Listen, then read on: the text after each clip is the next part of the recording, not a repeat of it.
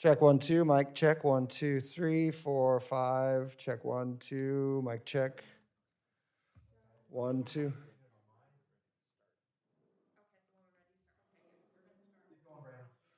Check 1 2, mic check 1 2 3 4 5 6. Check 1 2.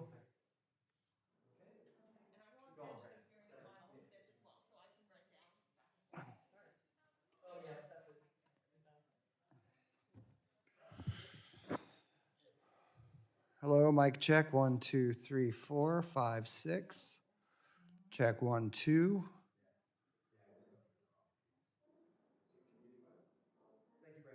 Good.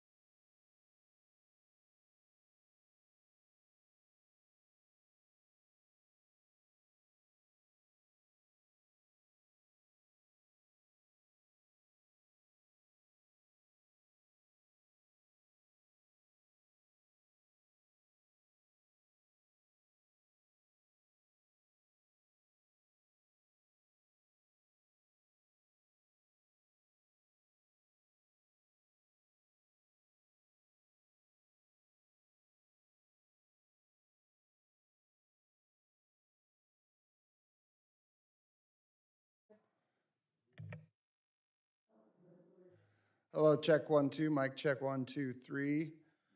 Mic check 1 2 3 4. Now we're done with the mic.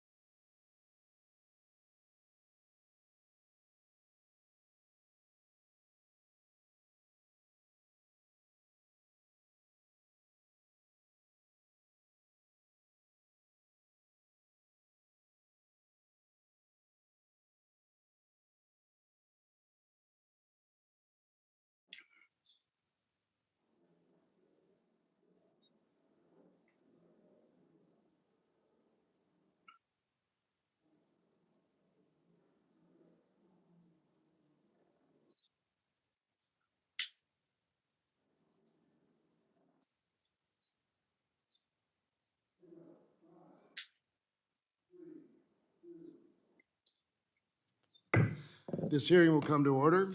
Good morning and welcome to the Budget Committee's hearing on the President's fiscal year 2022 budget. We are here holding this hybrid hearing in compliance with the regulations for committee proceedings pursuant to House Resolution 965, carried over to the 117th Congress via House Resolution 8.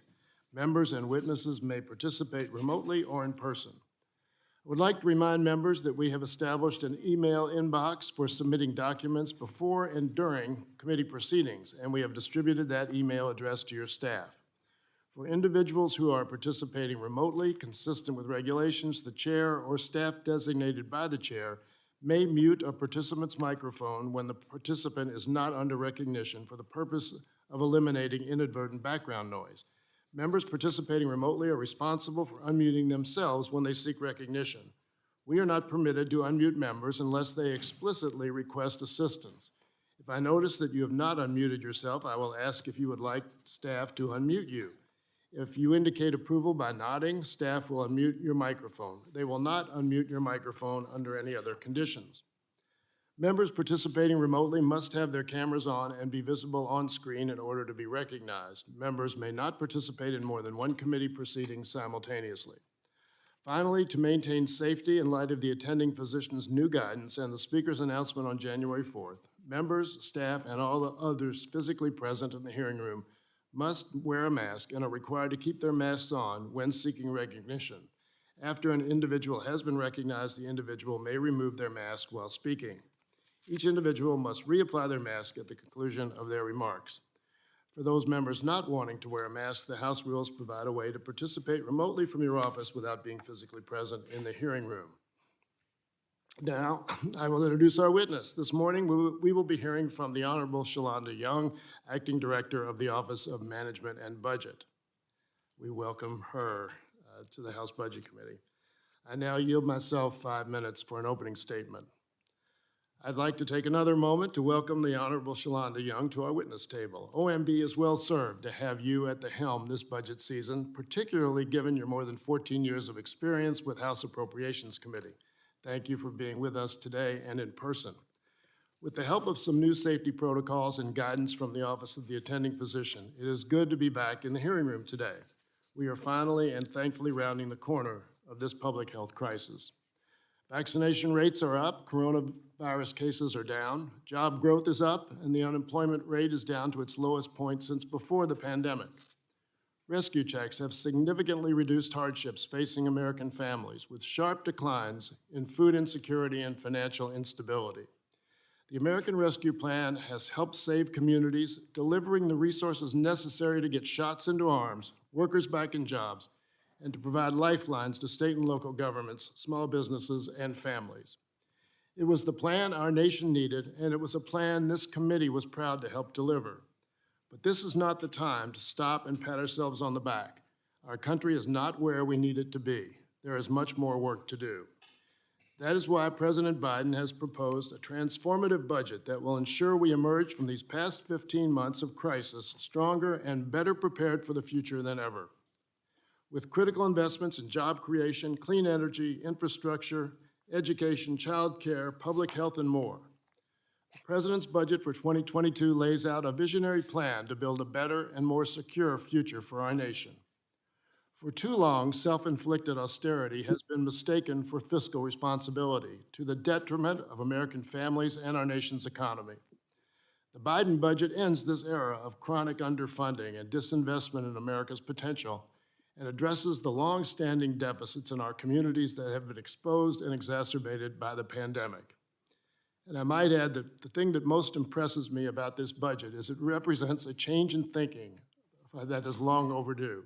For decades and decades, the first question has always been at the federal level, what can we afford to do? President Biden's budget asks the questions in a different order. It asks first, what do we need to do to serve the American people?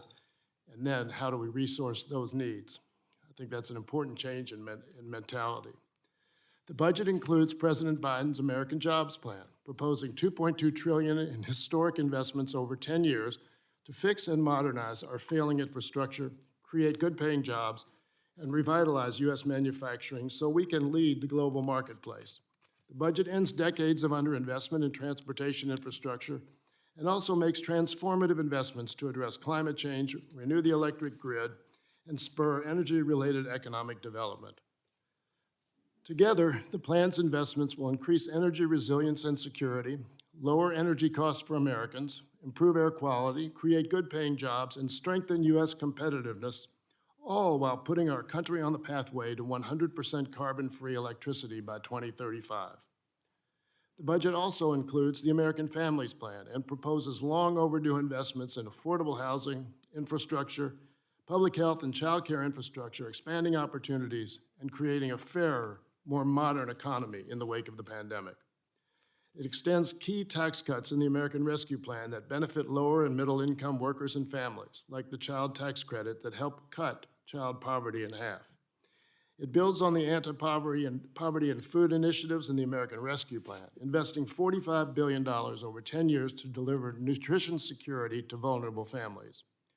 To ensure parents, particularly mothers, can safely return to the workforce, provide for their families, and help power our recovery, the budget invests $225 billion over 10 years to make childcare more affordable and accessible.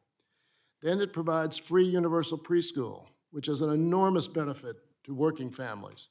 And because a more educated workforce builds a stronger economy, it provides 2 years of free college education.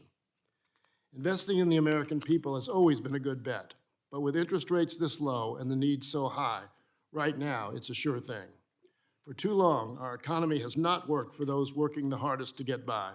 Underlying inequities and widening income inequality, exacerbated by the pandemic-driven recession, continue to jeopardize the financial security of working Americans. In the United States, the wealthiest nation on earth, this is neither acceptable nor inevitable. But by pairing the American Family and American Jobs Plans with reforms to ensure that big corporations and the wealthiest Americans pay their fair share, we can make these powerful pro-growth investments and set our nation on a fiscally responsible path. President Biden has put forward a visionary budget that will transform our country and create a far better future for all American families. Acting Director Young, I look forward to working with you and the rest of the administration to advance this budget and to answer the President's call to build a stronger country by putting the needs, goals, ingenuity, and strength of the American people front and center. Thank you, and I now yield to the ranking member for his opening statement. Thank you, Mr. Chairman. Thank you, Director Young, for participating in today's hearing. As President Biden has said repeatedly, don't tell me what you value, show me your budget, and I'll tell you what you value. When President Biden released his budget, he sent a clear message that his administration values Washington control over America's working class. Under President Biden's budget, government spending reaches historic highs and raises our national debt to unsustainable levels. It creates the highest sustained tax burden in American history and nearly doubles tax collections over the next 10 years while breaking the president's pledge not to raise taxes on American families under $400,000. His budget gives Washington the greatest and most coercive command and control over Americans' lives and livelihoods ever witnessed in modern history, while abandoning government's core constitutional function of providing for our national defense. In a budget that gives an average 16% raise to every non-defense agency next year, the president struggles to find one new dollar for Homeland Security when we have a crisis at our southern border. Within 10 years under the budget proposal, America will pay more to settle the interest on our national debt than it costs today to take care of our seniors on Medicare.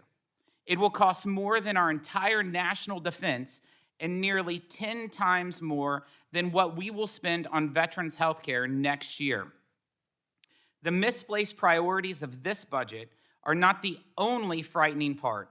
It is how President Biden says he wants to pay for some of it.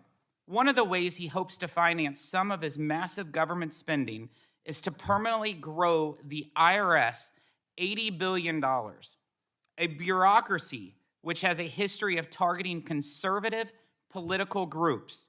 Given that history, the American people are right to be worried. Because instead of finding new ways to grow America's economy and create opportunity, President Biden is bent on finding new ways to tax America, while countries like China outcompete us on the global stage. If we want to strengthen America, we need to start by focusing on the right economic conditions that give workers a chance to succeed, instead of settling for an agenda that the president's own budget admits will underperform. Based on the projections outlined in this budget, the president's spending and tax plan would lead to the worst economic growth of any decade since the Great Depression. What is worse, it completely ignores the real cost of government spending, the high prices Americans are facing at the pump and in the checkout lines due to rising inflation. Here are some facts that have gone underreported recently. Since President Biden took the oath of office, monthly inflation has quadrupled. Core inflation in April increased at the highest level in nearly 4 decades. And yet, still, the president's budget assumes $69 trillion in new spending and will not significantly fuel this rise in new spending, which will significantly fuel this rise in the cost of living that disproportionately harms the working class. President Biden needs to level with the American people. If we continue down his path, by 2031, a quarter of our GDP will be government spending, and Americans will be on the hook for a whopping $39 trillion in debt. We need a budget that bets on the working class and supports their families, a budget that prioritizes constitutional responsibilities like national security, fosters better job growth, rising wages, and economic security, and gives our children a chance to inherit the American dream, not a list of broken promises. I'm not sure if there is such a thing as a perfect budget in Washington, but it is clear that the budget President Biden is proposing falls far short of the mark, and frankly, America can do better than the president's disappointing vision for the future. I yield back, Mr. Chairman. Thank the ranking member for his opening statement. In the interest of time, I ask that any other members who wish to make a statement submit their written statements for the record to the email box we established for receiving documents before and during committee proceedings. We have distributed that email address to your staff. I will hold the record open until the end of the day to accommodate those members who may not yet have prepared written statements. Now, once again, I would like to thank Ms. Young for being here this morning. The committee has received your written statement, and it will be made part of the formal hearing record. You have 5 minutes to give your oral remarks, and you may begin when you're ready. Thank you, Mr. Chairman, Ranking Member Smith, the other members of the Budget Committee. This is a welcome home for me. I've spent a long time in these halls. I also want to thank the staff on both sides of the aisle. I know the work it takes. You all were my colleagues, so I'm uniquely aware of the work it takes to put this on. So thank you to the members and to the staff. We released this budget at a moment when our country is emerging from one of the most challenging times in our history. At least 63% of American adults have now received 1 vaccine shot. The economy has added 2 million jobs since the president took office. The unemployment rate has dropped to 5.8%, the lowest it's been since the start of this pandemic. A very encouraging sign is the decline we see in the long-term unemployed of 431,000 last month, as well as a decline in those seeking initial claims of unemployment by about half of what they were in January. And yet, we also know that it's not enough to simply go back to where we were before the pandemic. Instead, we must seize this moment to reimagine and rebuild a new American economy that invests in the middle class and those trying to break into the middle class. The president's fiscal year 2022 budget details his agenda for this year to help grow the economy, create good-paying jobs, and power an equitable economic recovery. It includes the 2 historic plans the president has put forth, the American Jobs Plan and the American Families Plan, and reinvest in education, research, and public health, and other foundations of our country's strength through the discretionary request. And it does all of this while proposing tax reforms that will put our country's long-run fiscal health on a legitimate path and lay the foundation for shared prosperity in this country. The budget starts with the American Jobs Plan, a once-in-a-generation investment in America that will put millions of people to work rebuilding our country, fixing highways, rebuilding bridges, upgrading our transit systems, replacing all lead pipes and service lines in our drinking water systems, investing in the infrastructure of our care economy and creating new and better jobs for caregiving workers, and more. The budget also includes the American Families Plan, a historic investment to help families cover the basic expenses that so many struggle with now, lower health insurance premiums, and continue the historic reductions in child poverty that we began in the American Rescue Plan. Alongside these investments, the budget also reiterates the President's strong call to Congress during his joint session to make progress on health care by reducing the cost of prescription drugs and expanding and improving health coverage. Moreover, the budget details a robust set of discretionary proposals to help reinvest the foundations of our strength and to begin reversing a decade of chronic underinvestment in priorities like public health, public education, basic science, and clean energy. In total, the budget's discretionary investments will restore non-defense appropriations to its historical average share of the economy. Importantly, the budget makes all of these investments in a way that's responsive to both near and medium-term economic landscape and longer-term fiscal outlook. In the near term, the decades-long global trend of declining interest rates give us the fiscal space to make these necessary upfront investments. Under this budget's policies, the real cost of federal debt payments will remain below the historical average through the coming decade, even as the budget assumes the interest rates will rise from their current lows, consistent with private sector forecasts. Over the long run, when we face larger fiscal challenges and more uncertainty about interest rates, the budget will reduce the deficit and improve our nation's finances. That's because its front-loaded investments are more than paid for through permanent tax reforms and will ensure corporations and the wealthiest Americans pay their fair share. The budget policies reduce annual deficits beginning in 2030 and reduce deficits by over $2 trillion in the subsequent decade, while the American Jobs Plan and American Families Plan are fully offset within the next 15 years.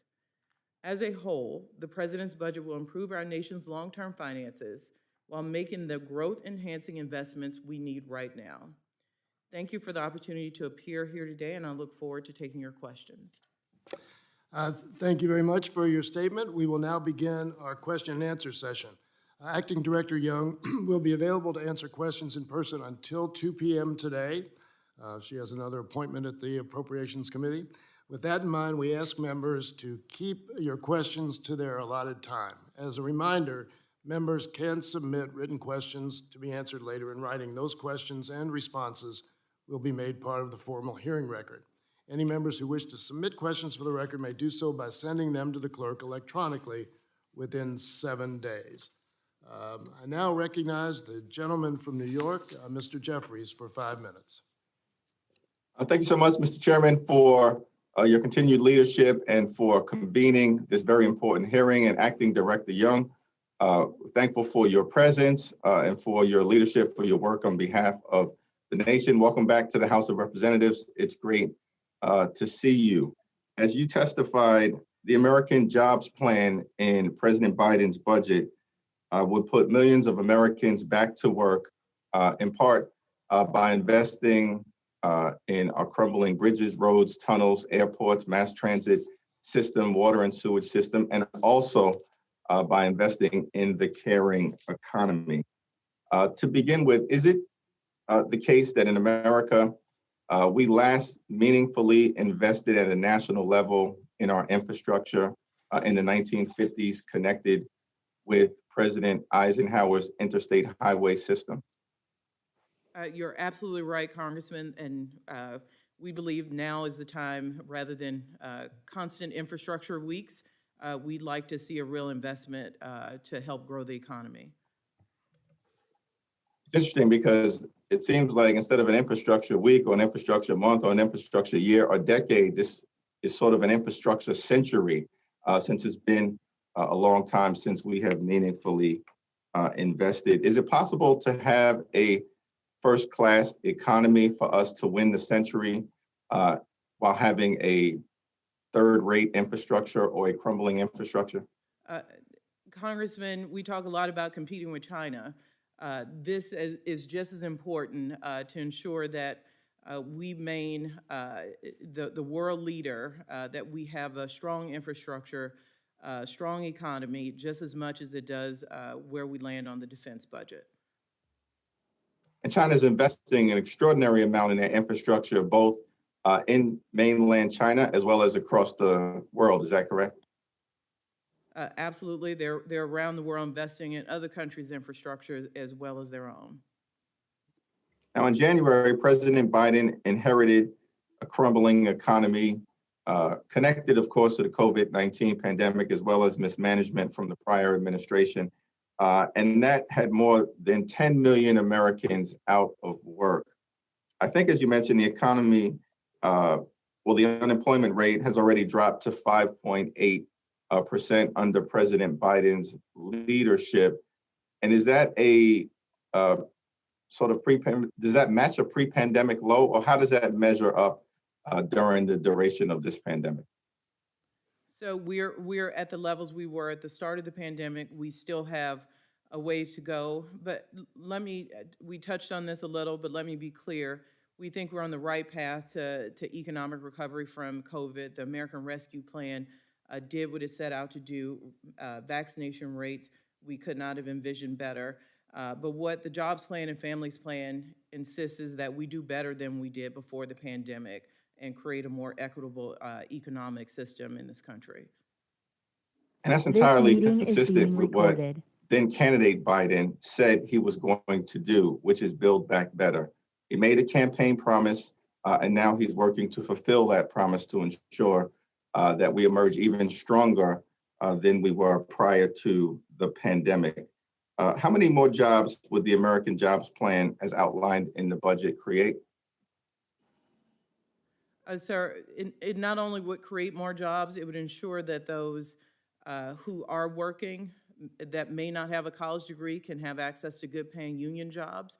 So it's about the quality of jobs. We want to return to pre-pandemic low unemployment rates, but we want to make sure we see appropriate wage growth. And for those who are at any point in an education system, that they have access to be able to feed their families.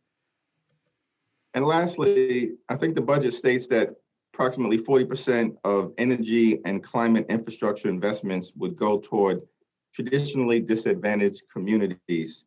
I assume that means both inner city communities that has been left behind, as well as rural coal mining towns, small town America, parts of Appalachia.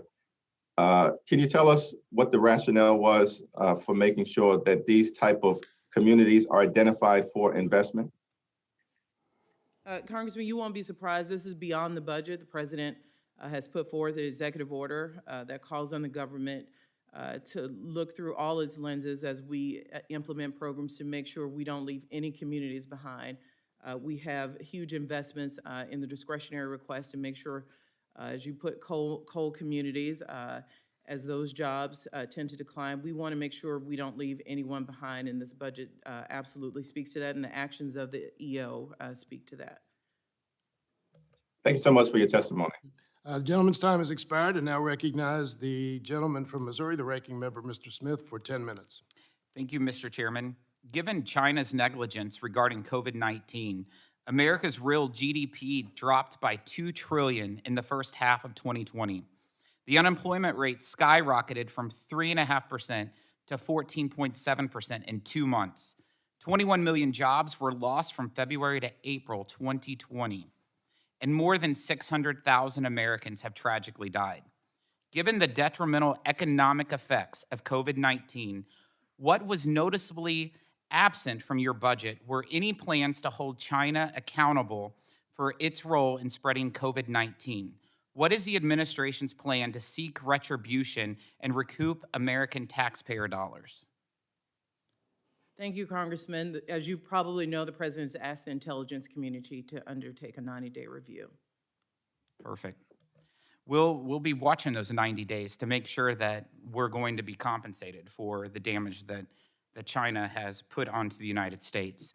Over the past few weeks, it has become increasingly evident COVID-19 originated from a lab in Wuhan, China. What concerns me as a Republican leader on the Budget Committee is that Dr. Anthony Fauci's recently publicized emails show a clear link between American taxpayer dollars and labs that outsource research outside of the United States. Acting Director Young, what are you doing to get to the bottom of the clear link between federal funding and the Wuhan lab? Congressman, I'll point you back to the president's tasking of the intelligence community. That's the appropriate place to task to look at the source of COVID and any relation to the Wuhan lab. So let me ask you this. Can you commit that American dollars will never be used to fund such research going forward from this budget? Congressman, I started my career at NIH. I would never, make that commitment as someone who believes we need to be led by science, and we certainly need to wait to this review before we jump to conclusions. All right. This budget proposes an additional $80 billion for the IRS, which will be used to more than double its number of agents. It concerns me that this administration found $80 billion more for the IRS to target Americans, but not $1 more for border security. In the past, the IRS has repeatedly targeted conservative groups and been used by administrations for political retribution. What will you do to protect Americans so that IRS will not target individuals based on their political views, their social media posts, or how they vote? Well, Congressman, the president has the highest standards for all federal workers. You've heard him speak about that. But I'd point out the investment in the IRS is intended to collect about $1 trillion that we believe those are not the tax gap between what's owed and what people are actually paying with these current tax systems. So we think that's appropriate investment to ensure the federal government is collecting the tax revenue that the laws require. Do you know if there's any parameters within this proposal to make sure that it's not biased according to political affiliations? That would be an underlying assumption that we don't hold, that there is a bias, but absolutely, if those things come forth, you would have our cooperation in looking into those matters. We expect the highest caliber from all of our federal agencies. It is a huge concern to me, just with the report in the last 24 hours, that this administration and this budget is proposing the highest tax increase in the history of the United States. But so happens some of the most wealthy Americans' tax records were just somehow leaked that showed that they paid very little in the news. So it shows that there's some kind of leak within the IRS. So I hate the retribution of trying to push policies that at least it looks like maybe that's happening in the IRS. Let's go to another issue. The budget requests $26 million to reduce maternal mortality and eliminate race-based disparities in outcomes among, quote, birthing people. This is a shift from recent budgets, which referred to maternal health issues as women's issues. I've never heard the term before. Can you explain what it means? Absolutely. There are certain people who do not have gender identities that apply to female or male. So we think our language needs to be more inclusive in how we deal with complex issues. I think the underlying issues most important that your colleagues, Lauren Underwood and others, are working on is to try to ensure that those of color who are giving birth leave the hospital alive. And that's the issue rather than the verbiage. The verbiage matters, but the underlying issue is extremely important, and a lot of your colleagues are working hard on this because all of those giving birth should have access to the same quality health care. So is the administration's official policy to replace the term woman with birthing people? I think our official policy is to make sure when people get service from their government that they feel included, and we're trying to use inclusive language. Okay, interesting. We are currently facing historic levels of migration caused by this administration's irresponsible border and immigration policies. The number of migrants illegally crossing the U.S.-Mexico border this fiscal year is already the most since 2006, with 4 months left to go. Since January, more people have illegally crossed the southern border than the entire population of Kansas City, Missouri, and my home state. The only folks benefiting from the Biden border crisis are drug cartels, human traffickers, and large corporations that benefit from cheap labor, all at the expense of hardworking Americans. Despite all this, the administration proposes flatlining the Department of Homeland Security's budget, the agency charged with keeping Americans safe. Specifically, it proposes to freeze the ICE budget and reduce the Customs and Border Patrol budget. Even worse, the CBP, Procurement, Construction, and Improvements account is cut by almost 50%. What is the justification for flatlining the DHS budget when every other agency receives a 16.5% increase in funding on average? Not to mention the billions of dollars in so-called COVID relief already sitting in their accounts. Why was this critical department singled out? Congressman, what I would call the DHS budget is a realignment. You may not agree, but we have a proposal to cancel the border wall funding, and that funding is redirected to what we consider a better use and where we get real border security, a focus on technology, land ports of entry. Those have been bipartisan interests. Migrant services, $203 million. Office of Immigration Review, which is in DOJ, the Office of Refugee Resettlement, which deals with children at the border and resettlement. So those are beyond the Department of Homeland Security. So you see those increases in DOJ and HHS. With that realignment, do you see the administration coming back and asking for a supplemental with the influx of money being spent along the southern border? So I'll point out that we continue to monitor the border. Typical migration patterns would tell you you see increases over the spring and summer. It depends on the weather. This budget, remember, starts October 1. So we are asking for increases in OR for next year. We think that's the appropriate level. But what you're speaking to, we certainly are managing, but this budget would not speak to any patterns that we might see over the summer. But we believe we're managing it with the resources we have. On April 27th, Ranking Member John Katko of the Homeland Security Committee and I wrote a letter to you regarding the border crisis, which is costing unknown amounts of taxpayer dollars. We have not received a response. Mr. Chairman, I ask unanimous consent to submit the letter for the record. Without objection, so ordered. Many of these costs were not budgeted for, and reports indicate that DHS and HHS needed to reprogram billions from operating budgets to address the crisis. Does the administration so it's up to what they decide at the border of whether they'll do a supplemental. Is that correct? Sir, you know, reprogramming and transfer authorities have been debated a long time. You know, Democrats in the last 4 years probably would have liked to see those rein in. Those are tools we're using, just like the last administration used to manage situations that may have been unknown at the beginning of the fiscal year. So we're using them just like prior administrations have. And we are working on your request. It is a complicated, detailed request. I'll point out, appreciate it. we also responded to your apportionment request. We're trying to be more transparent with apportionments. We got that yesterday. I appreciate that. I want to ask one quick question before time runs out.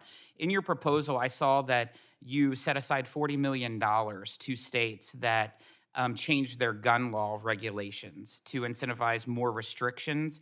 Can you discuss that a little bit more? Yeah, we have a $5 billion in total gun violence prevention initiative.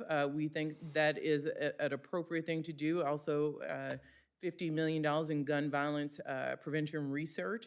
So you do see a focus from this administration to make sure that we get at issues. You know, I'm proud to say that even with the last administration, we were able to get gun violence research going again. So you absolutely do see a forward focus to make sure we get our hands around. I think what we can clearly see is a problem with mass shootings and other things that can't go on in this country. Thank you. I'll say Director Young, not Acting Director. The gentleman's time has expired. I now recognize the gentleman from New York, Mr. Higgins, for 5 minutes. Thank you, Mr. Chairman. Director Young, I think it's wise to appoint a House budget insider to the director of the Office of Management and Budget, and we're pleased to have you here today.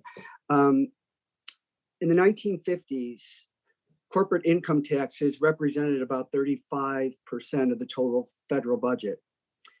In the 1960s, it was 21%. In the 1980s, it was 10%. Today, it's about 6.6%.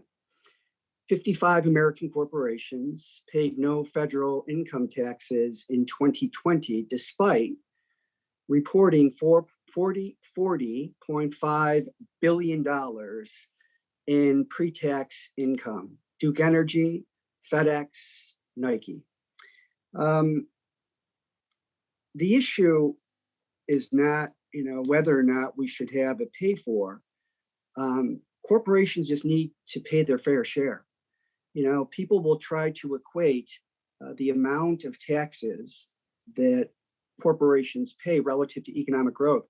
The last time this economy grew by more than 6% was in the 1950s, when 33% of the federal budget was corporate taxes.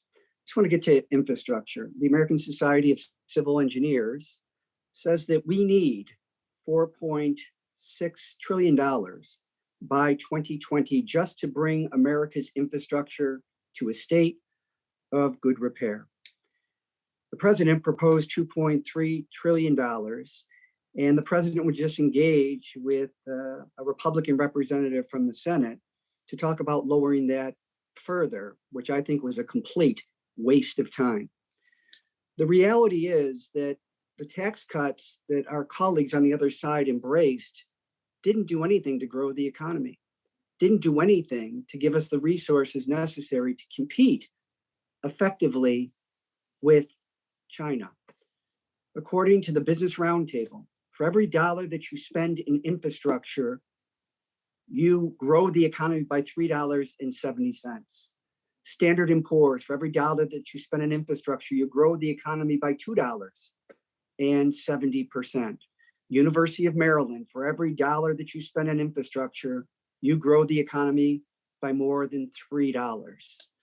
The fact of the matter is, yes, corporations should be paying their fair share, but we already have a pay for infrastructure, and that's future economic growth by the millions of jobs that will be created, and by every academic and economic study that shows that infrastructure pays for itself. That if you can get money cheaply and you can grow the economy with new jobs and a more efficient operation of your infrastructure, that is a wise investment. Your thoughts on the infrastructure proposal? Congressman, I could not have said it better. The tax proposal certainly does offset the spending we have in the budget. Through budgetary rules, we do have to assume offsets in that way. But you're absolutely right. We expect, Ranking Member Smith pointed out our economic growth figures. Those were done in February. We expect a much larger growth pattern than we see even in this budget, which does show that that we have fully offset policies. So I couldn't agree with you more, but also think the tax policies, even if you paid for these investments through infrastructure, the tax policies we have here should be passed on of their own volition, because as you put it, the corporate tax rate is what they're paying into the system versus what everyday Americans are. There is an inherent unfairness. So these tax reforms should be seen as the right policy as well as helping to pay for or fully paying for these policies. Thank you very much. Just let me make another point about the amount of public dollars that were invested into the development of a vaccine. It was about $11 billion by the federal government. The messenger RNA is the stuff that converts DNA to proteins, and proteins are the vaccine's active ingredient. Moderna's stock, pre-pandemic, who developed one of the vaccines with government paid for, taxpayer paid for research, their stock was at $21 a share pre-pandemic. Now it's at $209 a share. They were a $5 billion company, and now they are a $35 billion company. I know my time is up, but we have to find a way to make taxpayers whole, to give them some stake in the commercial success that government financed research produces in terms of drugs and technology. Thank you very much. Gentleman's time has expired. I now recognize the gentleman from Mississippi, Mr. Kelly, for 5 minutes. Thank you, Mr. Chairman, and thank you, Director, for being here today. It was also nice talking to you yesterday in preparation for this hearing. The security of the world depends on a credible and capable American military. In order to do that, the bipartisan National Defense Strategy Commission recommended an annual 3 to 5% real growth increase above the rate of inflation for the combined defense budget. Why has the president done less than that in this budget when we had a bipartisan commission say that we need 3 to 5% real growth in defense spending every year, while every other, other than Homeland, every other non-defense spending area increased by up to 16%?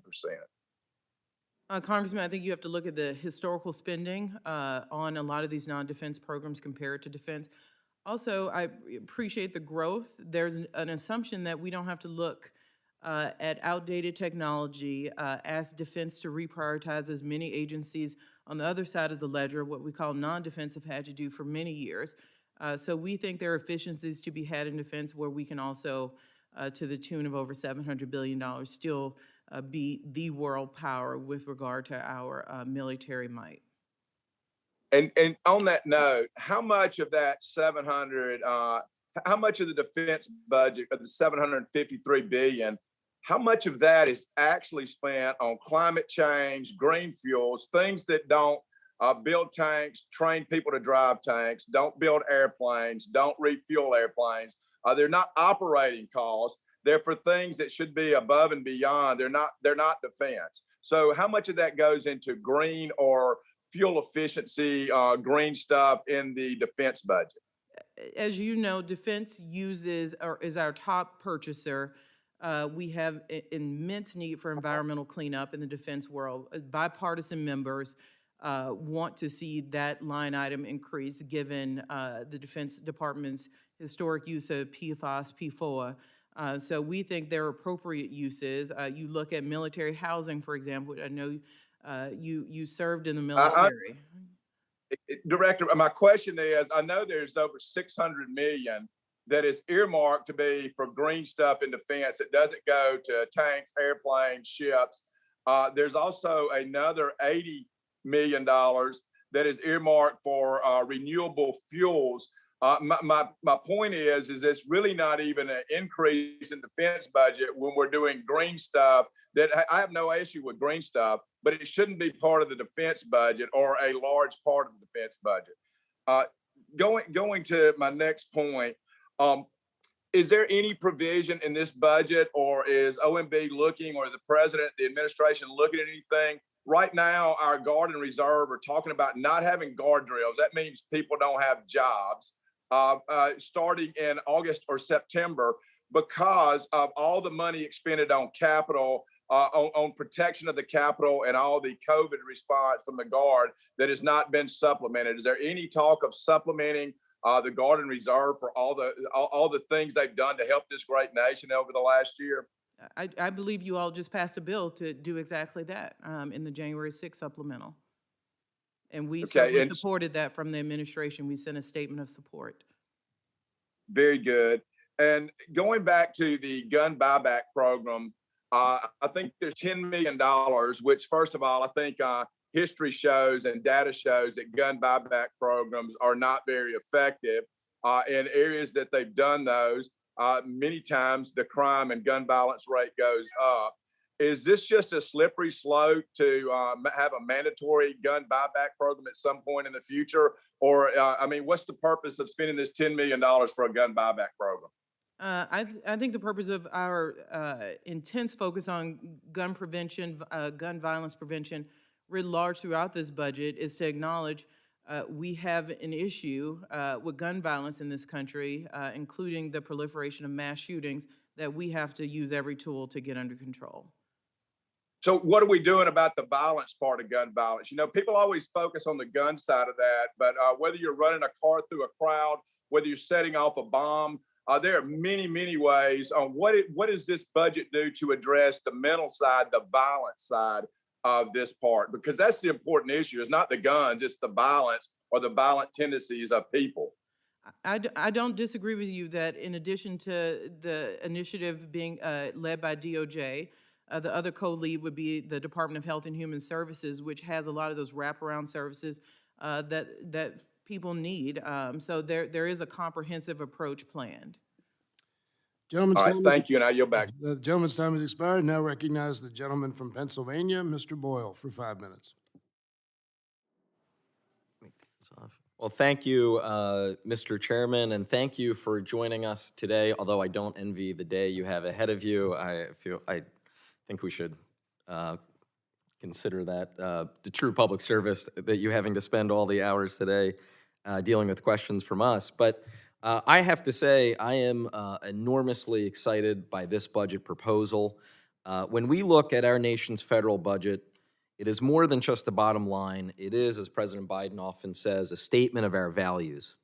And in the wake of a once-in-a-century pandemic that crippled our economy and changed life as we know it, now is the time to go big and be bold to get America back on track. And that is exactly what this budget does. From childcare to infrastructure, workforce development to veteran services, this budget restores our investments in true American values. It invests in the American people. Now, as we're looking at next steps, the President's American Jobs Plan is our next opportunity to continue our recovery and progress our nation forward. Moody's Analytics did a thorough analysis of the jobs plan and concluded that it would stimulate long-term economic growth, create high-wage jobs, and lower unemployment. In fact, their estimate suggests the proposal would create around 2.7 million new jobs with significant wage growth for people with lower incomes. I was wondering, Acting Director Young, if your figures show something similar to what Moody's shows, and if there's anything that you wanted to elaborate on that point. I think it ties greatly with what Congressman Higgins pointed out. We will see economic growth if these policies are enacted. It's not just about the policies you see with taxes and spending here, but we certainly expect to see our economy grow just by these investments. I don't think we have even ourselves fully calculated what a poor infrastructure has done to our ability to fully realize our economics in this country, and exactly what you're saying and what Congressman Higgins is saying. We will see enormous growth from this. So something that actually both Congressman Higgins and Jeffries referred to but didn't mention by name is that we've essentially been hindered by sequestration for the last decade under the Budget Control Act. And while we did experience actually the longest economic growth in American history in the previous decade, it was not as perhaps robust as it could have been because of, frankly, shooting ourselves in the foot through the Budget Control Act.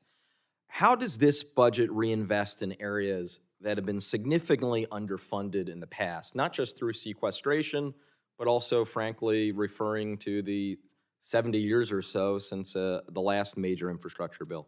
We talk a lot about defense inflationary increases. We serve 95,000 fewer kids in Head Start than we did 10 years ago. The Budget Control Act, a lot of the COVID spending last year on CDC was to catch up because we had underfunded our public health infrastructure for many years. So these basic appropriations bills, where I know 10 years ago we were looking for savings, what we got was a chronic underinvestment that we had to make up for when we saw ourselves in the middle of a pandemic. So there are real-life consequences to the Budget Control Act and to efforts to not keep up with inflation. We're going back to, it took 16% for non-defense just to spend what the historical share of GDP is Right. on those programs. And of course, we're referring to this in nominal dollars. In real terms, frankly, we've had cuts in many areas over the last decade. I was curious if you could, and this is going to get very geeky, but you're an in-the-weeds person. The concept of dynamic scoring, I know, can be controversial, and CBO now applies it to tax cuts, but they don't apply it to the sort of investments that we're talking about here. Do you think that it's appropriate that we use dynamic scoring in general? And then if we're going to use it, properly account for the sort of growth we will have because of these investments?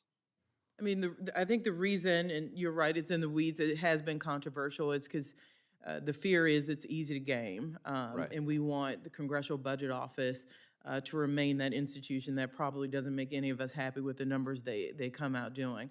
But there's something inherently wrong with looking at one side of the ledger one way and not looking at the investments, which is not spending, it's investment to get people housing and education for our children. So, it's a complicated answer to say, absolutely, we think there is growth if we look at it in a dynamic way. It certainly would show more of the reason, tell the story for the need for these investments.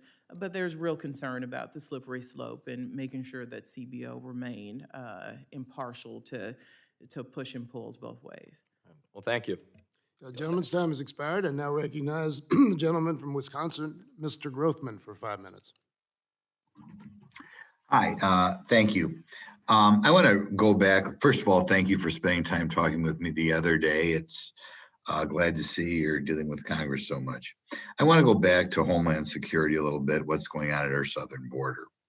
The information that I have indicates that this time last year, we were letting virtually nobody in the country who was asking for asylum.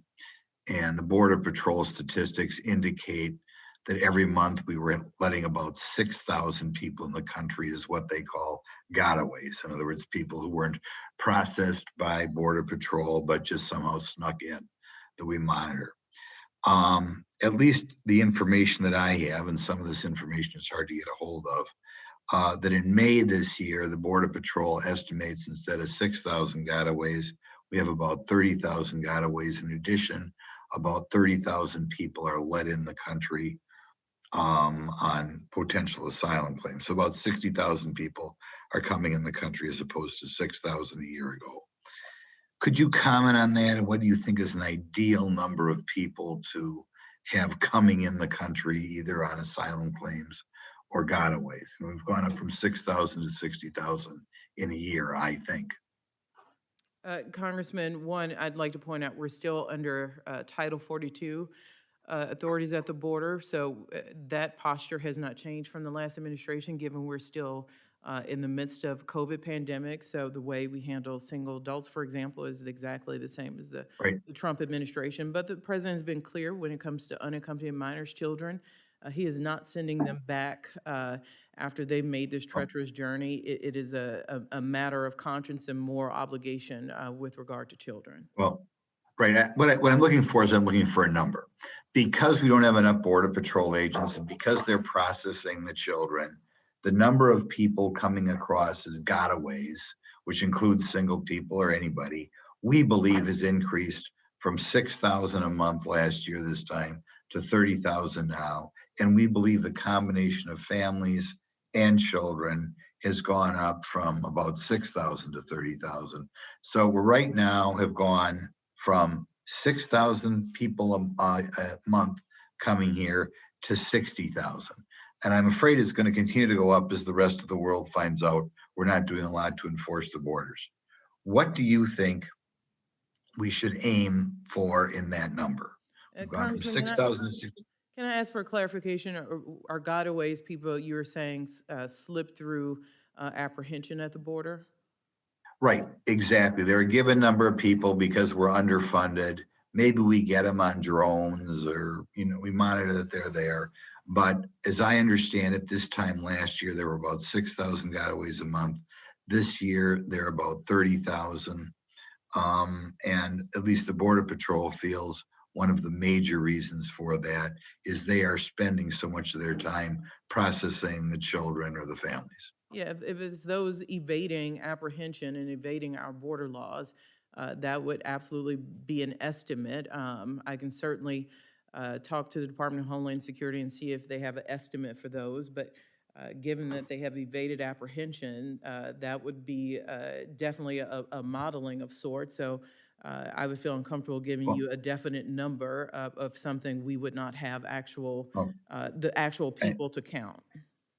I like you, and I'd like to ask you to step up to the plate and talk to Border Patrol. I know the Vice President hasn't expressed a great deal of interest of what's going on the southern border. I know there have to be, maybe you could be the Border Patrol czar. You seem like a sharp person. But I'd like you to look into that and get back to us as what the Biden administration thinks is an appropriate number. The next thing I want to ask about, you have a lot of money in here for preschool, a lot of money for daycare. There are still people out there, families who are moms or dads taking care of their children at that young age. It seems as though this country is working towards having the government take care of kids before age 5. Could you comment on that, or what do you think about families who are taking care of their own children? Are you trying to make them obsolete, or what's the deal here? Nope, trying to meet people where they are economically. Look, I love my job, but there are days where I certainly would like to spend more time with my family. That is not possible for me, for many women who have to get up and work to ensure that their children have adequate clothing and a roof over their head. So I think we are meeting families where they are, where women, mothers have to be in the workforce along with dads. Okay. Can I give you one more question? No, your time has expired. I'm sorry. We're going to have a hard time getting everybody in before 2 o'clock. So, Okay. can't let you. Thanks. Thank you. Now recognize the gentleman from Texas, Mr. Doggett, for 5 minutes. We leave here. Thank you, Mr. Chairman, and thank you, Director, for your service to our country and your testimony this morning. While hundreds of millions of Americans have benefited from the Affordable Care Act, I represent many who have not. Those are economically disadvantaged Texans whose state governors have failed them in expanding Medicaid to provide them access to health care.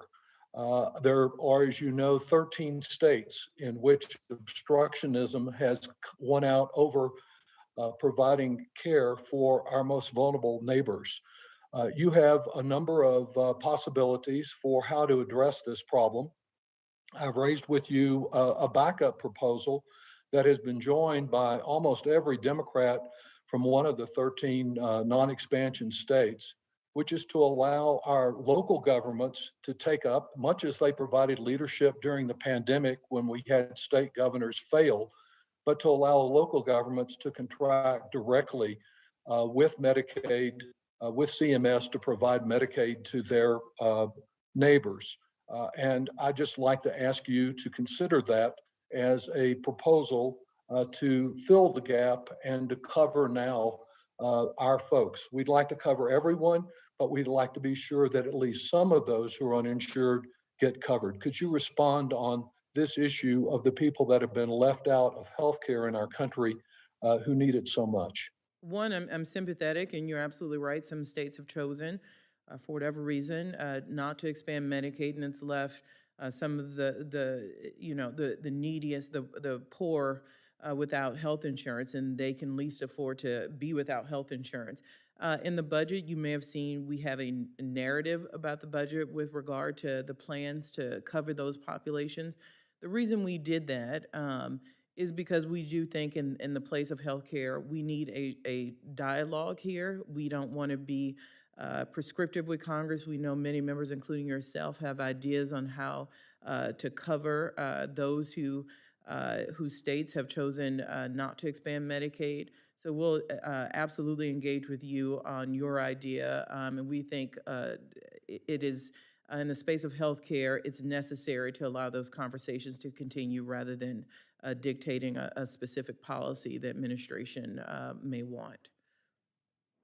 Thank you very much. And as we address the issue of prescription price gouging, is it also important that any plan that we adopt assure that its benefits accrue to help the uninsured as well as the insured? Absolutely, sir. We feel strongly that Medicare should be in control of negotiating drug prices. We think that is beneficial for controlling healthcare costs in this country, also ensuring that we get needed medications to those with and without insurance. But of course, the ultimate goal is to make sure everyone in this country has health coverage. You know, Director, it would be amusing, were it not so serious, to listen to our Republican colleagues talk about their concern of debt these days when they express no concerns about debt when the leader of their cult, Donald Trump, proclaimed himself the king of debt. I think there is reason to be concerned, be fiscally responsible going forward, but to not let this be an excuse for addressing some of the pressing needs that are outlined in the budget that you're presenting today. Why is it that the president today has focused on paying for the needed infrastructure improvements instead of just borrowing more, as Republicans did, to address other security needs? And isn't it important to move forward with those revenue measures, which the Republicans rejected at the same time they said they would only agree to programs that were paid for? So the tax policy you see are two-part. Is to present a fiscal path that is responsible to make sure that the proposals put forth by the president are fully offset, but it's also the right policy to ensure a fair tax system in this country, that nurses who work during COVID, who pay a certain percentage of their salary, that should be matched by the very wealthy and corporations. So there's a two-part benefit here, that it pays for our policies, puts us on sound fiscal ground, but also ensures that we have a fair tax system. That we have equity for individuals and that our multinationals are treated the way our small businesses are and not given a special preference over them. Thank you so much. Gentleman's time has expired. Now recognize the gentlewoman from Colorado, Ms. Boebert, for 5 minutes. Thank you very much, Mr. Chairman, and thank you, Director Young, for coming before the committee today. You made reference in your testimony to confronting historic challenges, but what we didn't hear a word about was how this president will confront the historic crisis at the southern border. The silence of the president's budget and your silence on this crisis in your testimony actually speaks very loudly. I've been to the border 2 times, that's twice as much as our current borders are, and seen firsthand the chaos this president has created. It really is a crisis of the president's own making. And even our Border Patrol agents have no problem admitting that this is a man-made crisis by this administration, even saying that they had prepared for the change of administration. They prepared for the influx and the surge of migrants crossing the border. But just like Mike Tyson says, everyone has a plan until you get punched in the face. And our Border Patrol has been punched in the face by this administration. The president appointed Kathleen Kamala as border czar and refuses to provide the real resources and policies necessary to secure the border. Your budget has a 0% increase in Homeland Security, no money to finish building a border wall, when in the previous budget, approved and allocated funds were diverted from border wall construction, and contractors are still being paid despite construction halting. I'm a business owner. You don't pay people for not doing the work, yet the American people are paying contractors to not build the wall. But $4 billion in rewards to Central American countries who are flooding our border with illegal immigrants are in your budget. Your budget mentions border security 0 times in all 72 pages of the budget proposal. This is at a time when border crossings are at a 21-year high, and there are 22,000 unaccompanied minors in HHS custody. You talk about the matter of conscience and moral and the unaccompanied minors who are at the border, but parents are self-separating from their children because of this administration's policies. In April, CBP encountered a record high of over 170,000 illegal aliens. May is the 3rd straight month of over 170,000 apprehensions, which hasn't occurred since 2000. Authorities are on pace to apprehend a 1.35 million illegal a year, the most since 2000. Meanwhile, the Biden administration released more than 26,233 to be exact, illegal aliens into communities across the United States. I have seen them bust from McAllen, Texas, nation, and even flown on our airplanes paid for by United States tax dollars. And they're getting on those planes without an ID as well. CBP arrested 5,900 violent criminals in just the first 4 months of this Biden's term.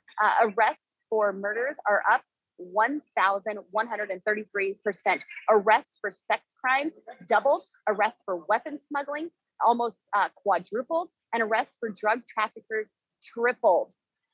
Without the funds, infrastructure, technology, and support for our brave CBP and law enforcement, the cartels win and human beings suffer. I think the one question I have for you, Director, and most Americans have for this president and this administration is just how long will you be ceding the southern border to the cartels?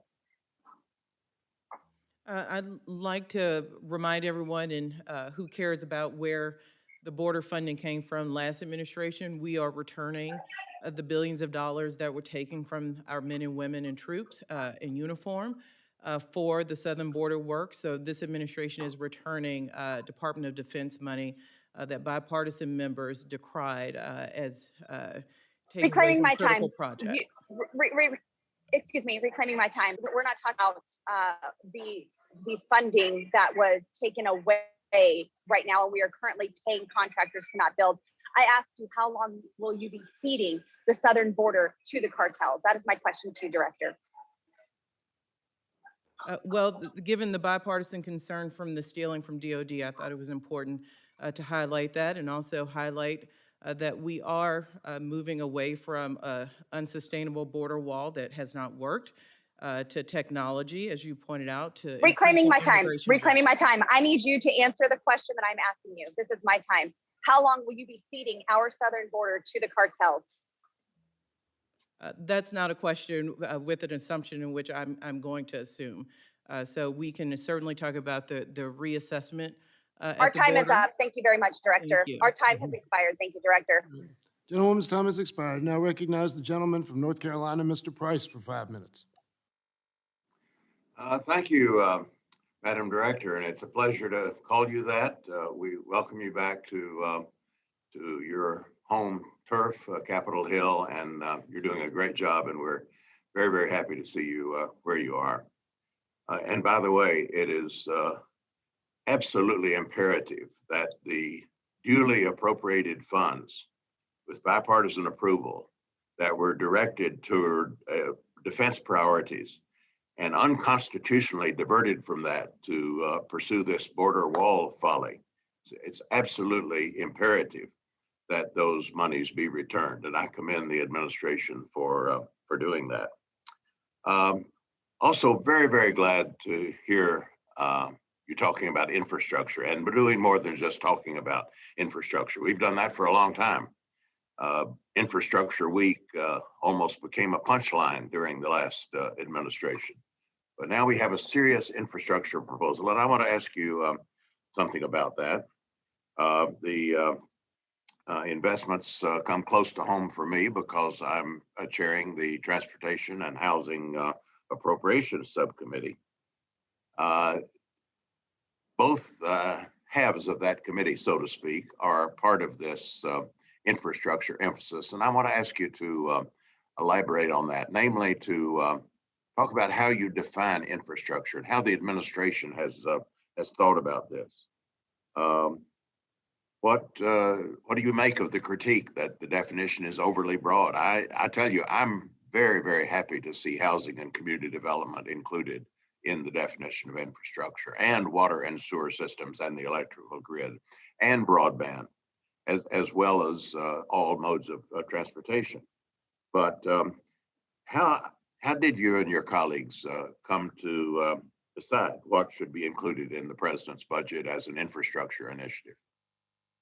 Well, I'll save most of my remarks for Mr. Price, but everyone should know he is my first chairman I ever worked for on the Appropriations Committee, and ably now serves on the Transportation Housing Subcommittee, but a long experience since the Department of Homeland Security was founded. So thank you for the comments on DHS, but also with regard to where you sit now with transportation and housing. The jobs plan invests in all things. We consider infrastructure, the systems, the structures, the foundation. That makes good jobs possible. We have to look beyond this traditional limited view of infrastructure. Of course, it includes roads, bridges, ports, and rail. Goods and services need that transportation infrastructure to get from producers to consumers, but it also needs housing and building infrastructure. Business and workers need modern, safe, resilient homes and workplaces in the 21st century, and that includes a care infrastructure. Millions of workers simply cannot be productive without access to quality, affordable care for their children or for a family with a disability or for an aging parent. So we need a comprehensive view of what we consider infrastructure. It's lasting, it's foundational, it supports that makes our whole system work better. So doing one part of that, we don't believe puts us on the path that is sustainable for the next 20 or 30 years. Well, that is a focal point of debate, and I think what you say is very persuasive. I hope that that viewpoint will prevail as we put this together. Another point of controversy, of course, has been raised by my colleague Lloyd Doggett, namely, how do you pay for this? You're electing to pay for it. The Biden administration said you want to pay for the jobs plan and the families plan. Of course, you're being criticized for that, but you would also be criticized if you didn't pay for it, as you well know. Anyway, can you talk about the basis for your tax decisions that to go along with it? It's not the merits of the tax decisions, particularly the one, but what? Why do we need to pay for this in terms of fiscal policy? Why do we need to pay for this or some portion of it? And do you have anything to say about the debate over user fees versus coming from directly from the U.S. Treasury? Congressman, we've talked about this a little, but it cannot be reiterated too much. There is a reason to do this, to be fiscally sound, to make sure every dollar we spend in the president's proposals are offset. We can do that without taxing people who make less than $400,000. That's what you see before you. We think that's responsible to ensure that the middle class and those trying to enter it are not impacted. But we do believe there is merit to paying for policies, but also it's the right thing to do to ensure that the wealthiest Americans are contributing their fair share and pay what average Americans pay as a percentage of what they bring in. Gentleman's time Thank has you. Thank you, expired. Mr. Chair. Yep, gentleman's time has expired. Now recognize the gentleman from Pennsylvania, Mr. Smucker, for 5 minutes. Thank you, Mr. Chairman. Director Young, thank you for being here. I want to talk a little about the overall spend number on this budget and what it does to our national debt. You know, many of the my colleagues on my side of the aisle are seriously concerned about this seemingly insurmountable debt. And in fact, that concern is shared by members from both sides of the aisle. And I think, you know, it's been recently made much worse by this administration spending. And I think it'll be catastrophic potentially for our nation if this proposed budget should become law. So I'd just like to hear from you whether you share those concerns. Are you concerned about the long-term impact of our burgeoning national debt on the future of the country? Congressman, I hope you see that the concern from the administration by our willingness to put offsets on the table that pay for all of the president's proposals.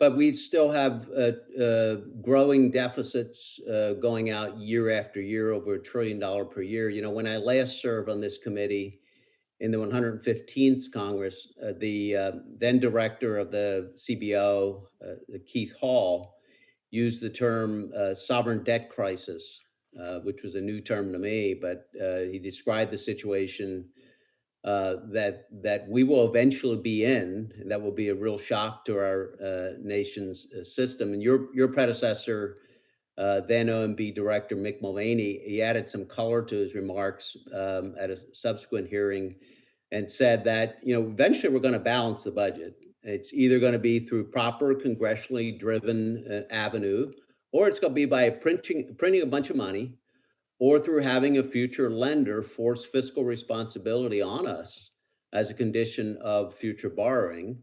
And unfortunately, the budget right now is in much worse shape than it was when those comments were made.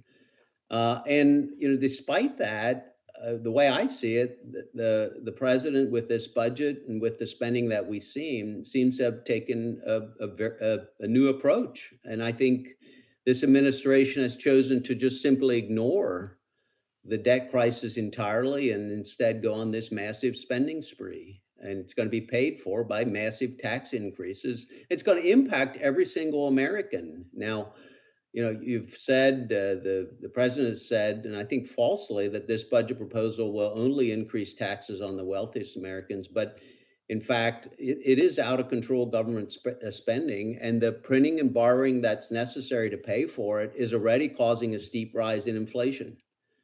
And if you don't believe that, look at last month's report. It shows that inflation in April reached its highest level in 40 years. And I fear that this is just the beginning of what we're going to see for years to come due to this monetary policy. Inflation's a real tax on working class Americans.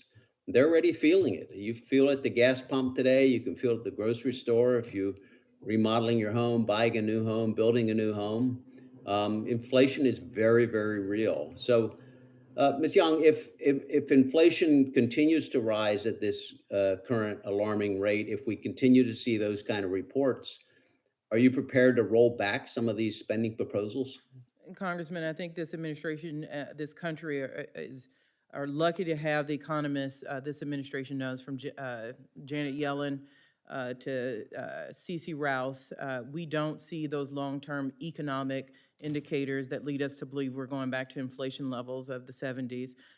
We see short-term issues, certainly coming out of a pandemic. That is not surprising, but we see those as short-term, but we do absolutely continue to monitor.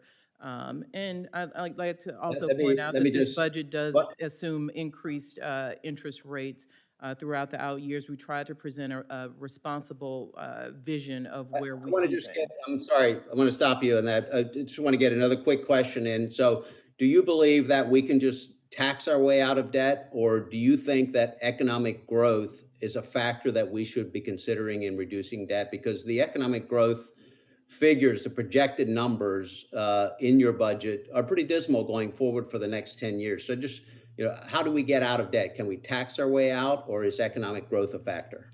Congressman, the one place we'll agree is our economic figures. Thankfully, this country, due to the vaccine effort, has grown faster than we imagined in this budget, and you will certainly see updates of those economic measures as we do the mid-session review. Gentleman's time has expired.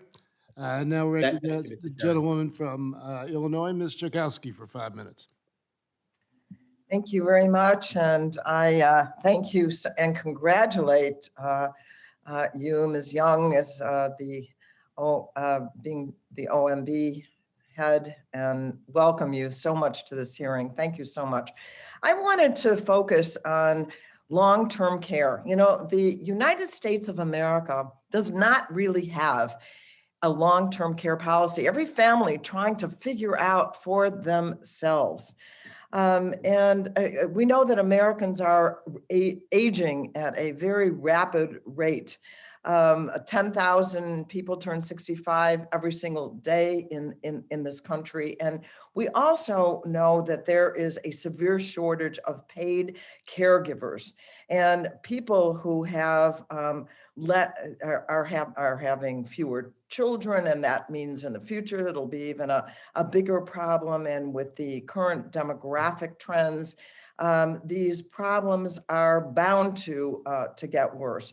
So nevertheless, the country doesn't have the aging policies and the strategies that we really need. And we expect that to grow 40% of the people who are over 65 or 65 to 84 by 2040. So here are a couple of questions that I have for you. In the face of these challenges, what do you think is the most financially viable option for the country to ensure quality, equitable care for our older Americans. Congresswoman, you see an investment in this budget of $400 billion over 10 years to support expanding home and community-based services and strengthening home-based workforce and extending the money follows the person program. I have a family who not only worked in home health care, it is tough work.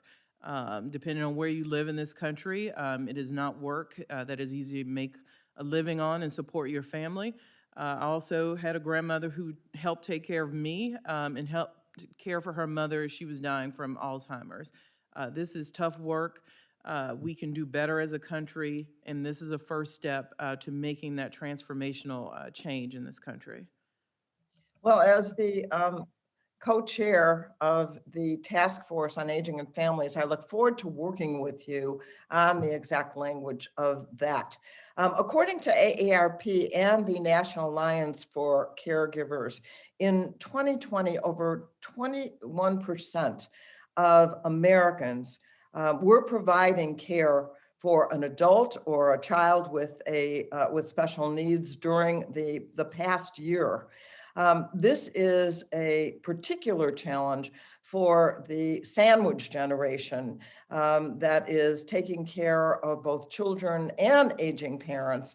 And before the pandemic, many caregivers, predominantly women, have had to cut back on work hours and leave the workforce entirely with an average loss of 33% of their income each year. And so this is a really, really serious problem. So could you explain how paying family caregivers would actually affect our country long term? Congressman, not just for the workers, ensuring that they can take care of their families. Also, many other families need those workers to come in, ensuring that they can go to work and make ends meet for their family. So it helps both the caregivers and the families in which they assist. And, you know, as we've talked about in this hearing, women have to work in this day and age to help take care of their family. It's not optional for many of us, so this is absolutely necessary. We see the sandwich generation having to take care of both children. That's why you see the child care investments, but also older adults and those with disabilities in the family. So we see this as a necessary, long overdue change in this economy. Well, I really look forward to this investment now in long-term care and working with you to figure out some of the details, which we certainly want to present to you. So thank you so much. I yield back. Gentlewoman's time has expired. Now recognize the gentleman from New York, Mr. Jacobs, for 5 minutes.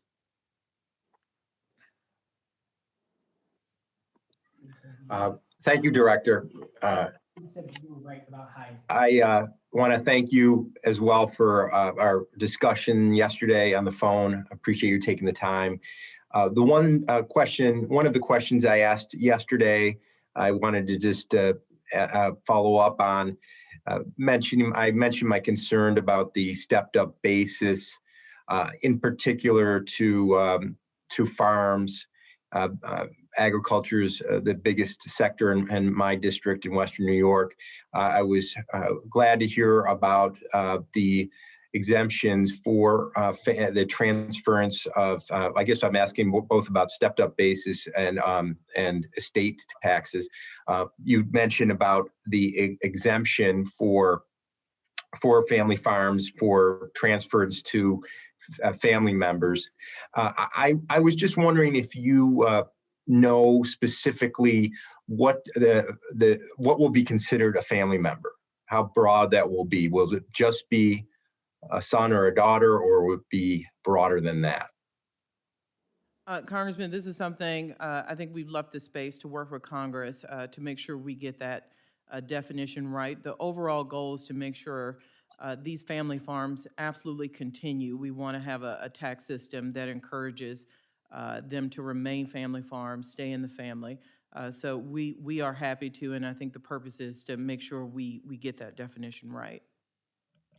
Thank you. Yeah, I would just say in our area, we're trying hard, or I'm trying hard as I can to help with transitions of farms to continue them to operate as locally owned family-based farms. And sometimes the immediate son or daughter is not there, but a nephew who really wants to do it. And if there could be accommodation for those sort of things, or even beyond that, because we are, we just need to do everything we can. So I'd love to work with you on that. Just another question regarding the increase in capital gains from 20%, which is now to 39.6. A lot of the budget modeling estimates a decrease in revenue from that. The Penn-Wharton budget model had a $33 billion, the Tax Foundation, $124 billion. CBO estimates the revenue maximizing rate to be 28. What is your revenue estimates on capital gains? Congressman, let me see if anyone from the team has the exact number, but we will get that to you before the end of the hearing or after the hearing. Okay. Thank you. I would assume you would not want to be losing money on a tax increase. Otherwise, it would be just viewed as a punitive measure. I just wanted to comment on the capital gains in New York State and the impact and some of the concerns I have. New York State, what we're seeing here with the 39.6 plus the Medicare add-on, which is about 43.4, but New York State has a capital gains as well. So we're well over 50%, 54% to be exact, in New York State, which would be our capital gains rate. Then if you look at New York City, which we are so dependent on as far as revenue, we're close to 58% because New York City has a capital gains impact. My real concern here is during COVID, we had a significant exodus of people out of New York City. 300,000 changed address. Granted, some will come back, but I know that we have a record of 32,000 people changed address, changed driver's license to Florida alone. We are very dependent on the revenue generated from New York, and I'm very concerned about if this significant increase in capital gains consequence, well over 50% of money earned, could have a very detrimental effect to continue to cause the loss of population in our state. And I, as a state senator, I was concerned about this, that 40% of our revenue several years ago, and it's increased, comes from the top 1%, mostly from downstate New York City. If New York City gets a cold, the rest of the state gets the flu. This could have significant long-term impact to the viability and long-term success of our state. So just something to keep in mind. I'm out of time. Thank you for your time. But Mr. Chairman, the capital gains savings in the budget are $322 billion. Thank you for that. Gentleman's time has expired. Now recognize the gentleman from Michigan, Mr. Kildee, for 5 minutes. Thank you, Mr. Chairman, and thank you very much, Director Young, for being here today to talk to us about the President's fiscal year 2022 budget. I really appreciate the focus that this budget puts on infrastructure, in building out our middle class and particularly strengthening public schools. Very important priorities. One area of reinvestment that I'd like to discuss with you is the need to provide strong federal support for our cities, and particularly those cities that have suffered chronic economic hardship, high level of poverty, and disinvestment that is due to trade-related events that obviously have disparate impact on communities across the country and also contribute to significant job losses. As you highlighted in this budget, the Trade Adjustment Assistance Program expires at the end of June. And I've been working as a member of the Ways and Means Committee with Mr. Blumenauer, who chairs the Trade Subcommittee, and our full committee chair, Mr. Neal, to reform trade adjustment assistance to help more people who are negatively affected by this disparate impact that trade may have on various communities and regions. Specifically, I've been working to develop a trade adjustment assistance program for communities. As we know, communities affected by trade can have an impact on firms, can have an impact on workers, but also when a large business like a manufacturing facility closes due to trade, it's not just workers and companies, the entire community is impacted. They relied often on those employers and the jobs that they provide as the heart and soul of their economy. So they are negatively impacted, even if they're not directly related. So our trade adjustment assistance for communities is an approach that I think might work. One related area that I know the budget proposes is a community revitalization fund at HUD for redevelopment projects in chronically distressed areas. And I wonder if you might touch on two things. One, if you could discuss a bit more about how the administration envisions this proposal and whether we might find some common ground or some synergy with my TAA for communities proposal. And then also, before you're done, if you could comment on the issue of the Delphi salaried retirees. I've raised this with you before when we've chatted. For too long, these pensioners have been fighting to have their hard-earned benefits restored, and I'd like to work with you and the OMB to find a way forward for these individuals. So thank you. If you could comment on those two subjects, I'd really appreciate it. One, I'll just start with Delphi, and you and I have had conversations about this, and I certainly recognize the challenges that the Delphi pensioners, many of whom had hard-earned retirement benefits reduced as a result of Delphi's bankruptcy. We will continue to work with the Pension Benefit Guarantee Corporation to ensure that these pensioners are receiving the full extent of benefits they're eligible for under the law. So we know it's a heartbreaking situation anytime this happens. So we certainly want to work with you and other members who've identified this as a problem. As far as the community revitalization program, we do think there's an opportunity to work with you on incorporating the trade adjustment fixes you've been working through Ways and Means on. And we're happy to engage with you to make sure there's synergy and we're picking up the efforts through this program, and happy to work with you. Thank you. One other area, if you wouldn't mind commenting on, because you and I have also worked, even in your previous role, on issues related to drinking water. I talked to the president a couple of weeks ago about this, and he made it quite clear that he intends to eliminate lead service lines throughout the entire country from the drinking water systems, knowing that in places like Flint, the cost of failure is so much greater than the price of preventing that sort of failure. $20 or $30 million in Flint, for example, could have prevented what's now going to be somewhere between $500 million and $1 billion spent to deal with the fallout of that. Could you comment on how this budget addresses issues of access to clean drinking water, and particularly how an infrastructure plan would prevent significant costs downstream if we get it right by making these investments now? I think Flint was an awakening. It was not, unfortunately, a one-off in this country with regard to lead and water and the damage that does to children as they grow. We see the cost of that throughout their life, and it's a cost to the country and what they would have been able to achieve had we provided them safe drinking water. So what we found since Flint is this is unfortunately epidemic around the country. I just got in the mail from my own locality, a way to check my own lead service pipe entry. So this administration, through the jobs plan, seeks to replace every lead pipe leading into a home to ensure that we provide clean water to all our American citizens. Thank you. I yield back. Thanks for all your great work. Gentleman's time has expired. I now recognize the gentleman from Texas, Dr. Burgess, for 5 minutes. I thank the chair, and it's good to see you, Administrator. Thank you for visiting with me the other day. I have a question that was actually given to me by a constituent Saturday night. And it's about the president's proposed tax plan.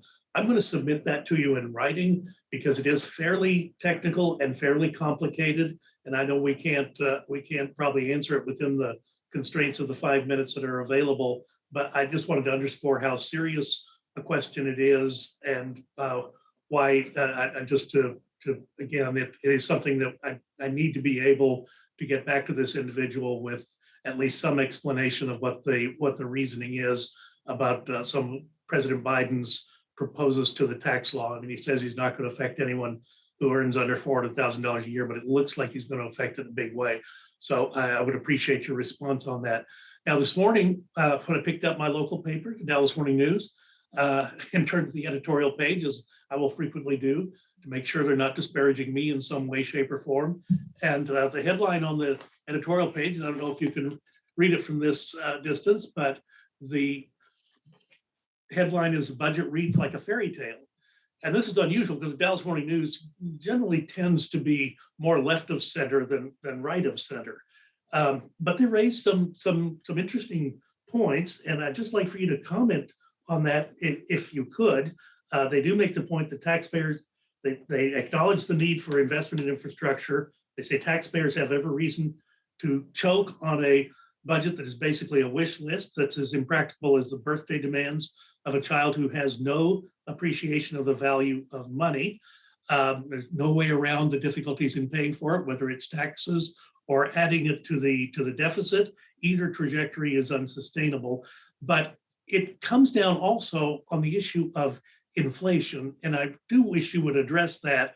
This article maintains that nothing in the Biden budget works if inflation comes back as a factor. And we've seen the month of April, there's 4% inflation for the month. So could you address that, how inflation is going to impact the aspirational document that we have in front of us? Dr. Burgess, thank you for the question. Also, I understand people will disagree with the offsets here, the tax reforms, but it is important to know that trying not to live in a fairy tale, this president bothered to offset his policies, so we did not add to and have a fiscal policy that was not fully offset. So that's one. And two, on inflation, is all of you know, and I'll just remind everyone, in this country, the Fed has the tools to look at inflation and interest rates and try to make sure we have a problem. And I know they are looking at the same indicators we are. And we think the long-term view is we're still well. I do have to interrupt you there for just, and I apologize for doing it, but time is short. I mean, Mr. Powell was on the CBS News show not too long ago saying he was absolutely not worried about inflation. Inflation is not an issue. But clearly your budget is, any hope it has of balance at some point in the future is predicated on historically low interest rates being maintained. And again, the proof is what we've seen: 4% inflation for the month of April. You can't do it with that kind of number. Yeah, if we thought there was a long-term inflation problem, which, as you pointed out, the Federal Reserve does not see those indicators being a long-term problem. We remain well anchored. But of course, we will have pressures when we come out of a pandemic year, and that's what we believe we're seeing, not a long-term problem.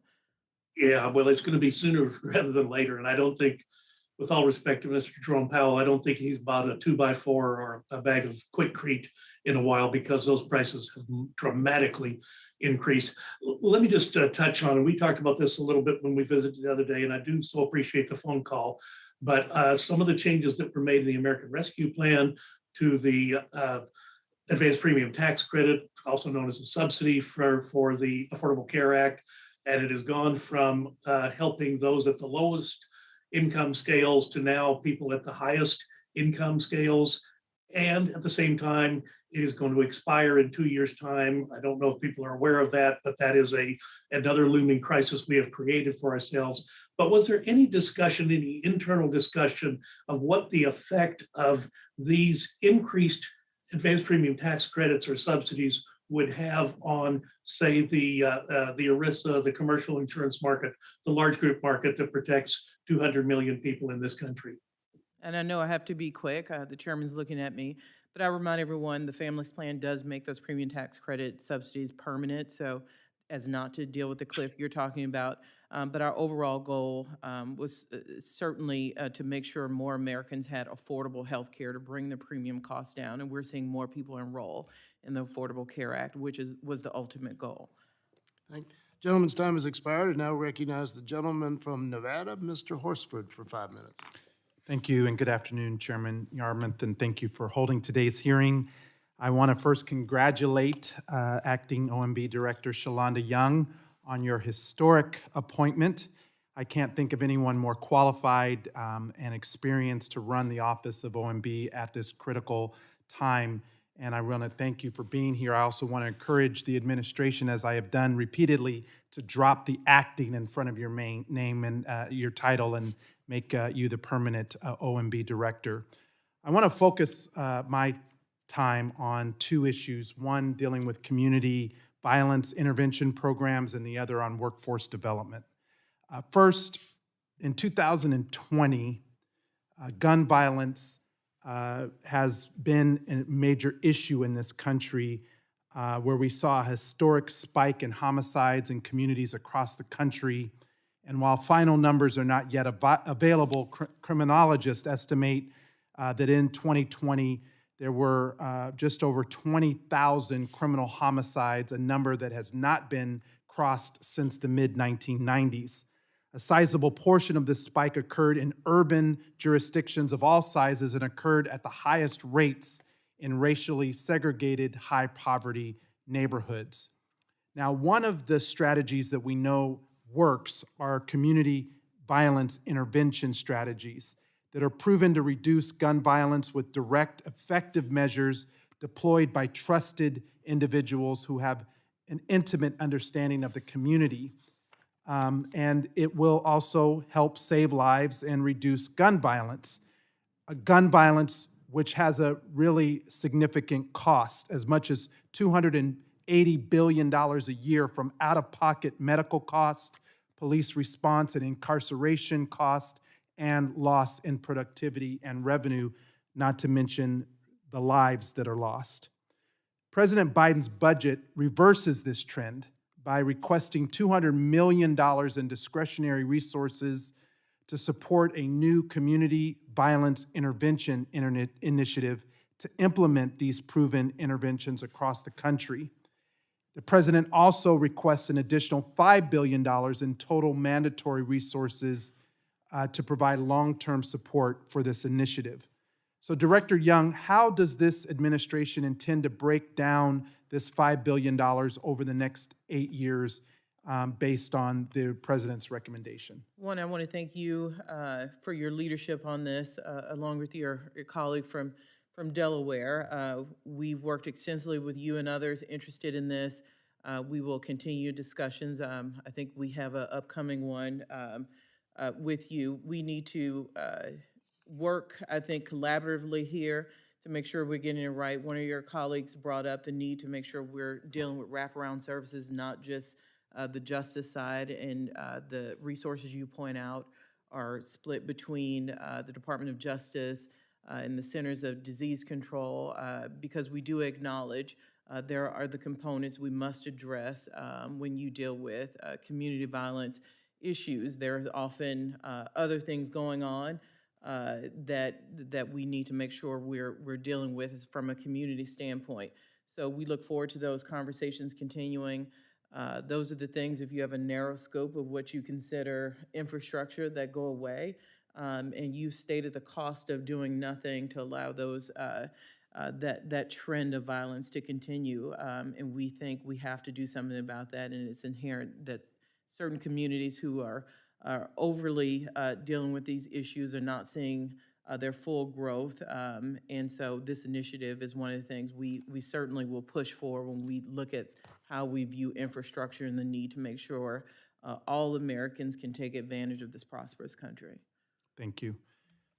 Related to my question on workforce development, I know our focus is on infrastructure and the jobs plan, but in order to create the jobs that we want to see, we need to also have an investment in human infrastructure so that people get the training, particularly women and people of color who were disproportionately affected during this pandemic recession.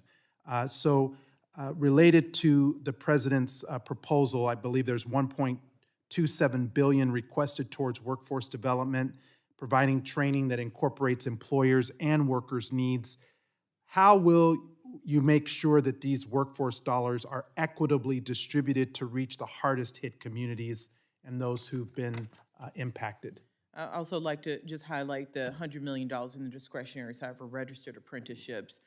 We understand coming out of the pandemic, people will have to seek different jobs than maybe they were not tooled for.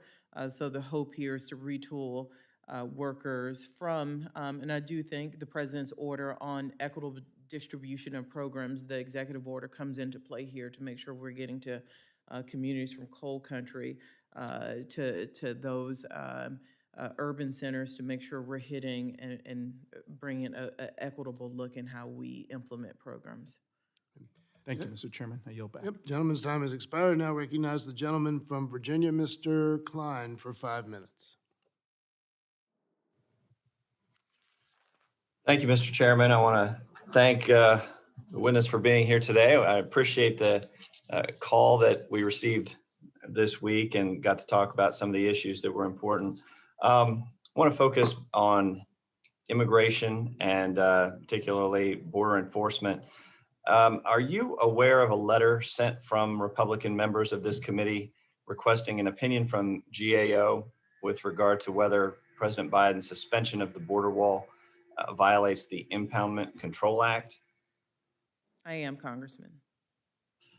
We received a follow-up from GAO last week stating that their decision is pending responses from both OMB and the Department of Homeland Security. Has OMB responded to the GAO with requested information? We have, and I believe GAO has communicated to the committee that OMB and DHS provided timely responses, and that's something I am proud that will continue as a trend. Appreciate that. Can you share what OMB provided to GAO? Yeah, we understand I believe this committee asked for the report and GAO requested it, but we can, pending any concerns from GAO, we're happy to provide that information to the committee. Okay, thank you. Can you talk about the percentage increase in the president's budget for Homeland Security funding for FY22?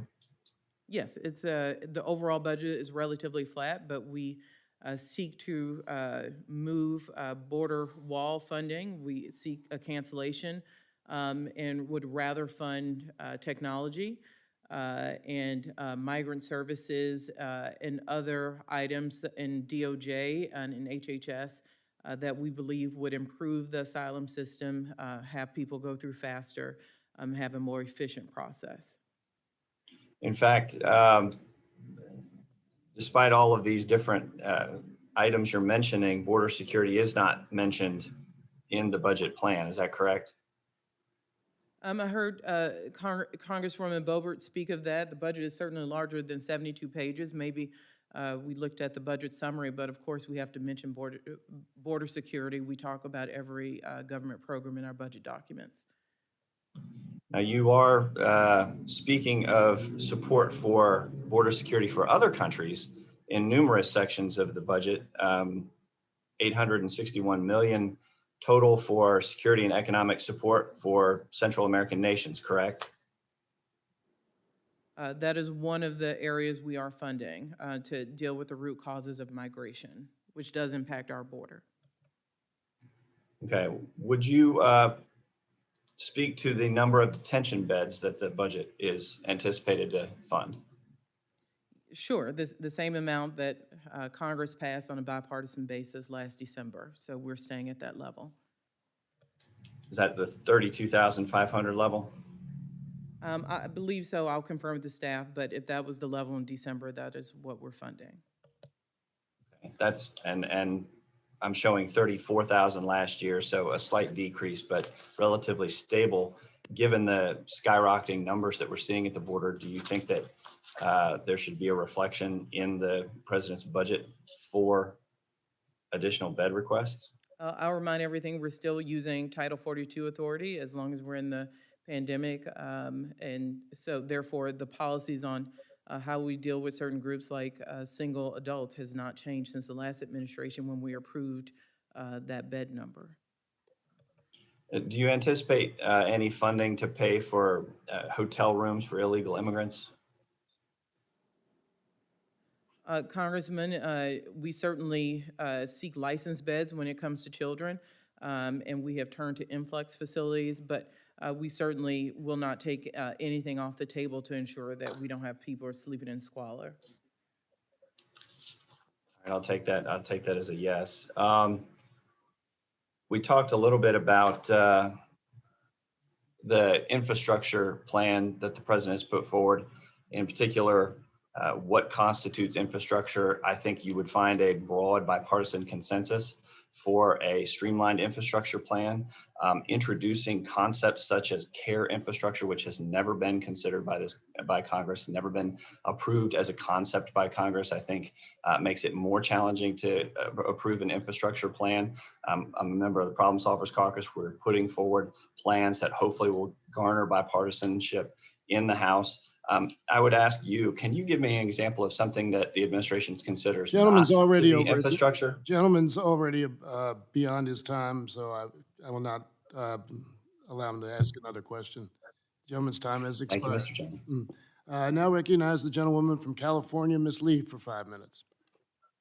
Thank you very much, Mr. Chairman, and thank you so much for your leadership and for putting this hearing together today. And I just want to also salute and thank our acting director, Ms. Young, Director Young, and associate myself with the comments of Congressman Horsford, my colleague from Nevada, who indicated that you certainly should be our next director and the most qualified and experienced. We know personally that this should happen. So thank you so much.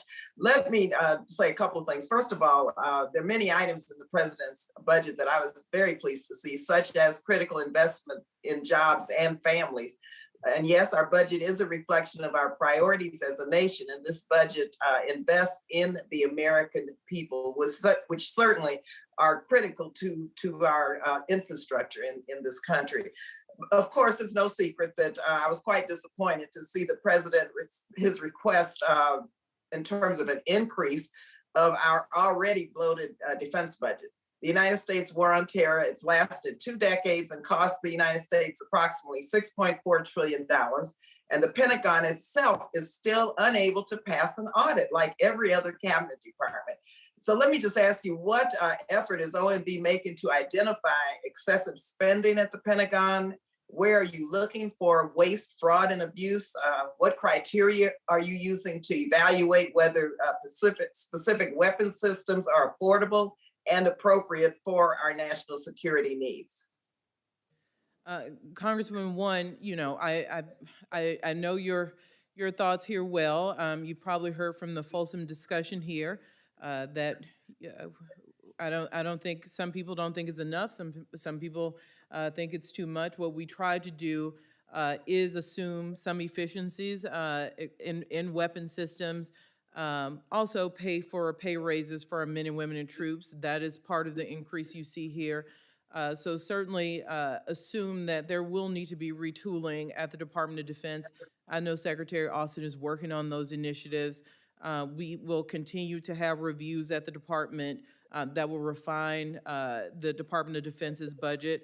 But we certainly have to work with Congress to find the right level here, as you've heard. But thank you for your views here in pointing out that defense has to meet the same standards as every other agency to make sure the dollars spent here are efficient and go to troop readiness and making sure we can counter China.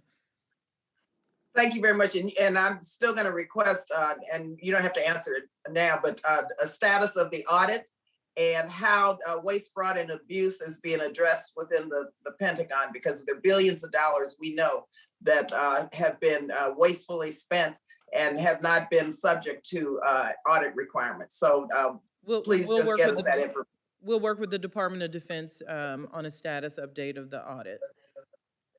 Thank you very much. Let me ask you a couple of things about our international programs. And I'm very pleased that the administration has proposed increases to our international programs as it relates to development and diplomacy.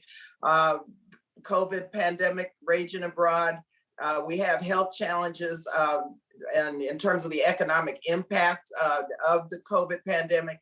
Also, with regard to HIV and AIDS, we sent a letter, bipartisan letter with Congresswoman Gonzalez Colon as it relates to establishing the Office of National AIDS Policy and making sure that that's staffed. And so I just like to find out where we are as it relates to our overall national and international budgets as it relates to HIV and AIDS, and also for our development programs and our international programs. So, absolutely. As we talk about defense, we also have to talk about our diplomacy, because if we want to deal with a very complex world, we believe it is appropriate, which we're doing, to look at defense in a broad view and make sure we have the necessary increases in foreign assistance and aid. And that's what this budget does, and that's why we think we have the right tools. So certainly State Department and other international is up 11%. I'm sure you'll agree that it has been underfunded for many years, but has to be taken in context of defense. I think General Mattis said it best: you cut diplomacy, you may as well buy me more bullets. So this budget should be seen, and I hope is seen, is an effort to make sure we are exhausting every diplomatic tool before we turn to conflict in this country. Gentlewoman's time has expired, and now recognize the let me make one statement in relation to Mr. Klein and to all members. I'm not going to allow questions to be posed after the 5 minutes are expired, but you, as I said at the beginning, you have the right to submit questions in writing for the witness, and both the question and her response will be part of the permanent record. With that, I now recognize Mr. Carter from Georgia. I owe Mr. Carter a couple of extra minutes from a prior hearing when he was cut off, so I'm going to recognize you for 7 minutes. If you don't want to take them all, we can roll them over to another time. But Mr. Carter's recognized. Thank you, Mr. Chairman. I appreciate you remembering that. Not that I was going to let you forget it, but nevertheless, I do appreciate you remembering it. Thank you, Ms. Young, for being here today and for answering these questions. I've got quite a few questions. In fact, it's hard for me to decide which ones to ask, but I'll start by asking you, in your testimony, you said the budget makes growth-enhancing investments that we need right now. And it predicts high growth while we're pumping, the federal government is pumping trillions and trillions of dollars into the economy, but it assumes that the economy will only grow at just under 2% per year for most of the decade. And despite all that funding, or all that spending, I should say, your projections show the GDP growing to nearly the same as in the CBO's baseline projections. And my question is, why won't these massive growth-enhancing investments, as you put them, continue long-term economic growth? I mean, why are you predicting this only going to be short-lived like this? Congressman Carter, you probably heard me speak to the ranking member about this. The economic assumptions were built in February. We certainly expect updates, and that's why we have the mid-session review to do exactly that. And we've outperformed even our the current year growth. The first year we have a 5% number. OECD and others believe the economic growth, thanks to our robust vaccine rollout, will be closer to 6.5%. So that is something developed in February that we thankfully, this country is coming out of the pandemic even better than we assumed in February. Why is this telling us, is this budget telling us that all the unprecedented spending that we've seen, that with the pandemic and everything else, that it's not going to pay off in the future, or do you feel like it's going to pay off? Oh, certainly with the American Rescue Plan, it is more than paid off, not only in our economic assumptions, but the number of people we've seen hospitalized and alive after this virus. So we have turned the corner thanks to the rescue plan and the spending in that plan. What the Jobs and Families Plan does is hopes to set us on a path for a better future. So we're in a better place than even before the pandemic. I'm not sure, well, I'm not going to dispute what you're saying, but I'm not sure I agree with that when you consider the fact that less than 9% of the rescue plan went to healthcare. So nevertheless, it just, again, it sounds like we're mortgaging our children's future. I've got my grandbabies here this week with me, and, you know, I just look at them and I think, oh my gosh, what are we doing to you? What are we doing to y'all? And you know, this is intergenerational theft that we're talking about here. But nevertheless, another thing I want to ask you about, and I'll get to debt in just a minute, but it's very important to me because I've been to the border and I've seen what's happened down there, and it's very, very concerning. But as a percentage of GDP, our non-defense, our defense spending, I should say, would be reduced to 2.5%, the lowest since World War II. And it would increase non-defense spending by 42%, and this budget would. So, you know, the focus is shifted from defense spending to things like the Green New Deal. And the president's FY22 discretionary funding request for national defense is $753 billion, which that doesn't even keep up with inflation, as we all know. And meanwhile, we've got, you know, world on fire right now. We've got the U.S. world face growing threats from China, from Iran or Russia, and the cyber criminals. And now even the Bipartisan National Defense Strategy Commission has recommended an annual 3 to 5% increase above inflation for national defense. Why is the administration ignoring this? Why are they ignoring the growing threats to our country and the world, as well as the recommendations of our national defense professionals? Thank you, Congressman. One, I think we have to assume not just inflation growth, but a retooling. Department of Defense has to take the responsibility to make sure we are not purchasing outdated equipment that does not focus us in the right place to future adversaries. That's one. And two, remind everyone that on this non-defense side that's growing, we also have serious security spending, like Homeland Security, like Department of Justice, like our USAID and State Department. So, you know, I appreciate the split between defense and non-defense, but we certainly do have significant security funding in this non-defense side that is growing. Does the administration not think that these are credible threats that we're seeing, that the U.S. should be conceding its world leadership role? We think at $753 billion, we have the tools available to make sure that we can counter China and any other adversary, but we also think we have to have a diplomatic budget that keeps up with a complex and changing world, and that's what you see here. Ms. Young, let me ask you, unlike our president and our vice president, I've been to the border, and I've been to the border recently, and I've seen the humanitarian crisis and national security crisis that we have down there. In fact, I would venture to say it's more than a crisis, it's a disaster. But nevertheless, the president's budget called for a freeze on funding for the Department of Homeland Security for fiscal year 22. Why is that when we know what's going on at the southern border? The president called for an additional $760 million in facilities to improve border and migrant processing, $203 million more for migrant processing, $200 million more almost for technology, almost $900 million more for immigration judges.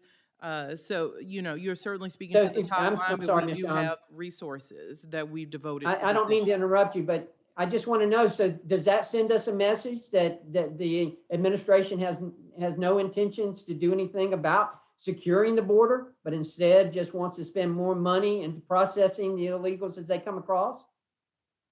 With processing comes the ability, if asylum is not proven, that people are returned. So you absolutely need an asylum system. It's the law of the land that we have to process people with credible fear seeking asylum. We cannot violate the law in that way. So you must have these pieces to ensure that there's an orderly processing, which does turn some people back to their country of origin.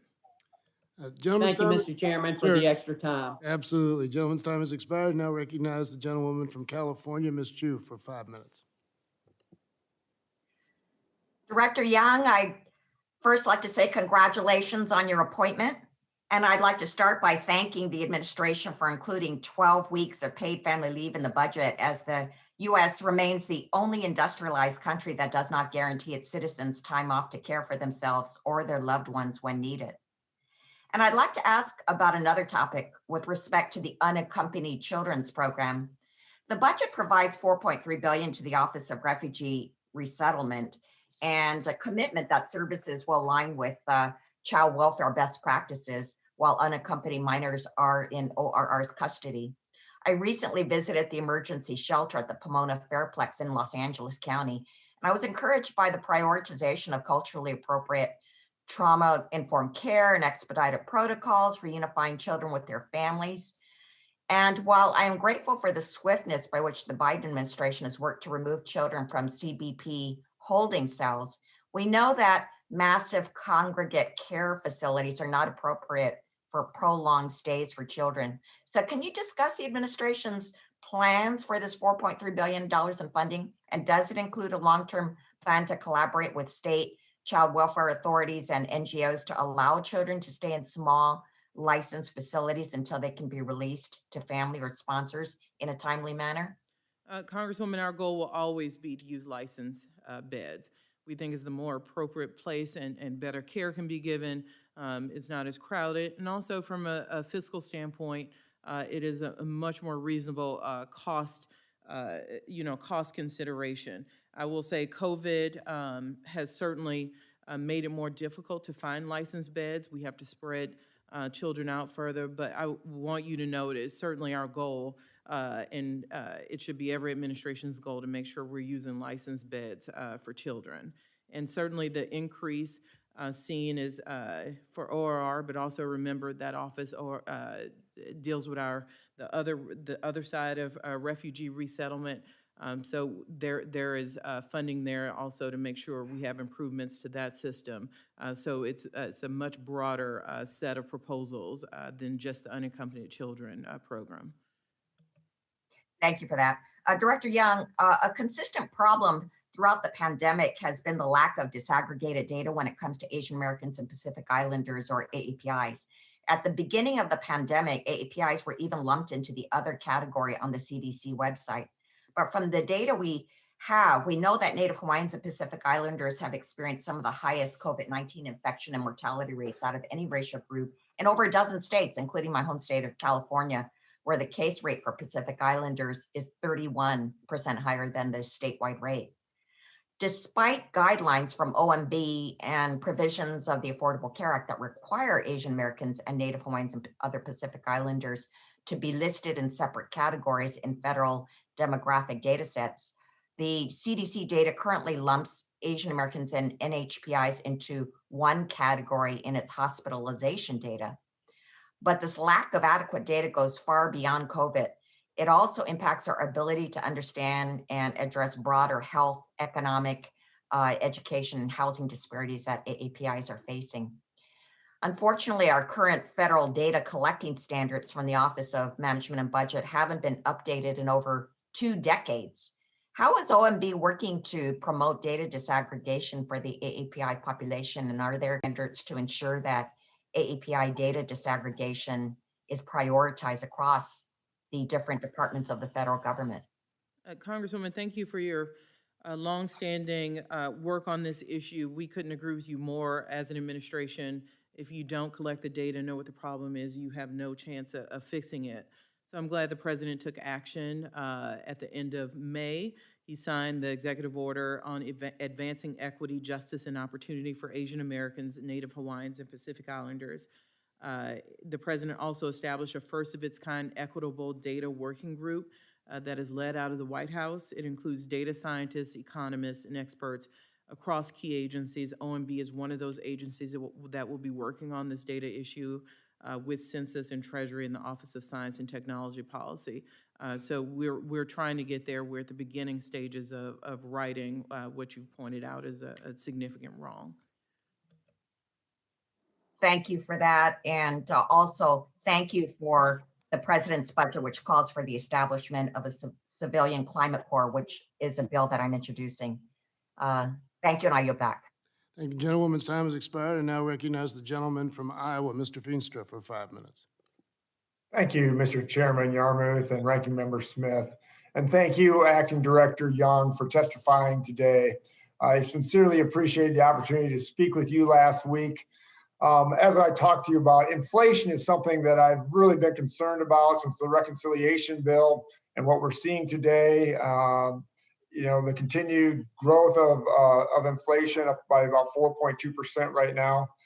So I'm really nervous about how this is going to affect as we move forward. And just talking with key economists and working through it myself, this is not a short-term thing. It looks like it's going to be a long-term thing. Economists on both sides of the aisle have said that the economy is running way too hot due to the massive federal intervention. The Federal Reserve has been saying they plan to stay out of this at this point. However, they could change their minds at any time. I've made this point before, but in 1980s, all right, the Fed decided to change the monetary system and increase rates, which created rates of 20% inflation. If that happened today, we'd be paying 4.7 trillion more in our deficit. Even a small interest rate would have devastating effects on our debt and the money we're taking in. Can you imagine even a slight increase to our budget? The president's budget adds another 17 trillion to the national debt, putting the United States at 39 trillion by 2031. A significant interest rate hike at that time would have us spending more on interest than we currently spend on a single fiscal year budget. That's being generous, as this budget doesn't assume any inflation. But I move on to my question.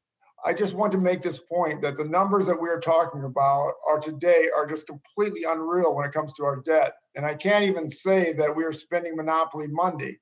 If we'd say that, we have outspent that metaphor long ago. So my question is, one thing that I'd like to ask is about the stepped up in basis proposal as written in the Department of Treasury's Green Book. The tax is effectively a death tax with a new coat of paint. The administration proposes to tax any capital gains that is farm, for example, might accrue above a certain exemption. Even with the proposed policy maneuvering, the chairman of the House Agriculture Committee, someone who genuinely agrees with the president, and farmers in my district agree that this will punish modern farming. I also sit on the Science Committee, and we are trying to incentivize those sorts of modern technology. So Director Young, this is my question. How does the administration see this proposal working without placing a huge burden on our farmers when it comes to stepped up in basis? By providing Congressman exemption for family farms. We certainly recognize that in agriculture, there are different dynamics. We want to encourage family farms to remain in place. So absolutely, those families who want to leave the family farm, the house associated with that farm to family members will have an exemption to continue to not pay taxes on those as long as it stays a family farm. Okay, and I see you're trying to pigeonhole the farming community. I completely understand that, but it even goes with small business. And I think we have to relook at this because you're not always going to say, I mean, if you're a person that does not have a child, it could be devastating effects if you want to give it to somebody else. So I just think that we have to be very cognizant of that. Another question, in January, the OMB put out a notice to consider changing the definition of metropolitan statistical areas. The proposal received almost 900 comments, and I have heard from stakeholders all around our state, including Ames, Iowa, that such a change would have devastating effects on our local resources. My interactions with the Census Bureau have given me the understanding that the law that tie resources to MSAs are a separate matter than the definition. However, the fact remains that any change is going to impact local resources. The laws are on the books regardless. Where is the OMB on this proposed rule, and what is the rationale behind the change? Congressman, the change was proposed the day before the last administration left. But I will say, even the timing, even though the last administration did it the way out the door. It was done by a group of civil servants. So the timing was interesting for a lot of members on the other side of the aisle from you, but we are looking at this. We had a public comment period. I've heard more from members on both sides of the aisle on this.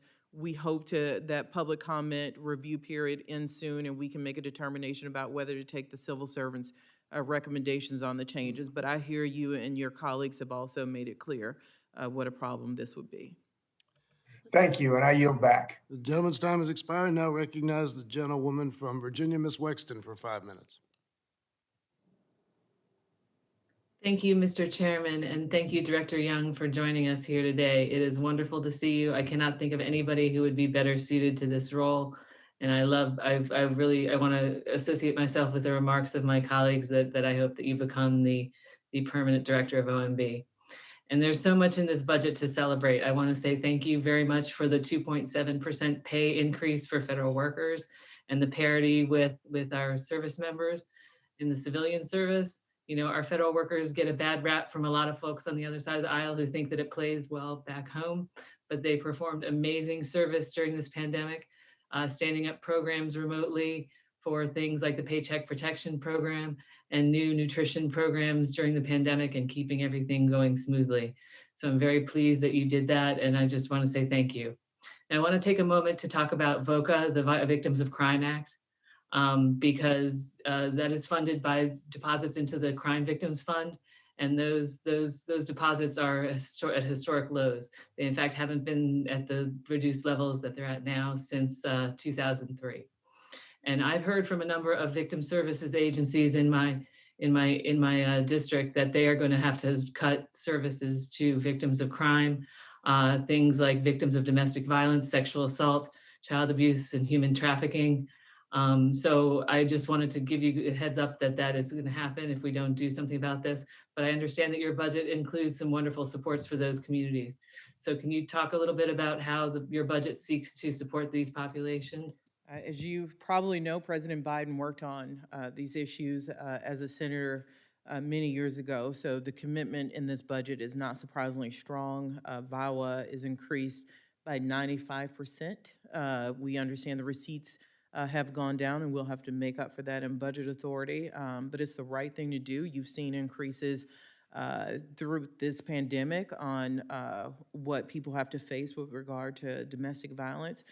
So the already bad issue has become worse during the pandemic, and we're proud of the resources we put forward, and want to work with you and others in Congress to make sure these investments stay. They're awfully important, again, especially during this time of the pandemic. Yes, that's another thing I've heard from my victim services agencies is that they have seen increased demand for their services, unfortunately, during the pandemic. So I appreciate the administration's helping out with that in that regard. I want to talk a little bit about some of the backlog at USCIS. I represent a very diverse district with a big immigrant population, and the backlogs were already very, very high for things like employment authorization and visas and citizenship applications, but they have skyrocketed during the COVID-19 pandemic. How does your budget seek to end the visa backlogs at USCIS? As you probably know, USCIS before the pandemic was fee funded. We have, during my time in my previous job, we tried to put budget authority, so additional dollars to support the USCIS processing. It will certainly take time to work through the issues the pandemic brought to USCIS, but you certainly have our commitment to make sure that backlog is dealt with. And you're absolutely right, the pandemic not only slowed down processing, but really brought their funding source to a halt that we had to find ways to work around. Great, thank you. Now, gun violence prevention is another issue that's really important to my constituents. And I see that your budget makes a historic investment of $2.1 billion to address the gun violence epidemic. Can you speak about some of the programs that will be funded by this money? This is a place you heard me talk to Congressman Horsford about. We look forward to working with you as we build out where we think we get the most success from investments, but we do think it's appropriate that both the justice piece of this and also the health and human services pieces of this are funded, because it's not just the violence side, but what factors create these environments. So we definitely think both sides are needed. I'm delighted to hear that you want to be proactive as well as reactive, because for too long we've just been reactive. So that's all of my questions for you right now. Thank you so much, and I'll yield back. Gentlewoman's time has expired. Now recognize the gentleman from Virginia, Mr. Good, for 5 minutes. Thank you, Mr. Chairman, and thank you, Director Young, for being with us today. Director Young, in addition to the tremendous concerns regarding the recklessly irresponsible budget put forth by this administration from a fiscal standpoint and the demonstrated budgetary incompetence, I have great concern for the moral implications contained therein and the explicit values or lack thereof regarding life and other issues. Mr. Biden has been praised by pro-abortion groups, and I'm concerned that those like Planned Parenthood are now being treated as an extension of our federal government. Ms. Young, was Planned Parenthood staff consulted at any point during this budget writing process? This budget was written by the administration policy advisors and the staff of the Office of Management and Budget and the agencies who helped build it.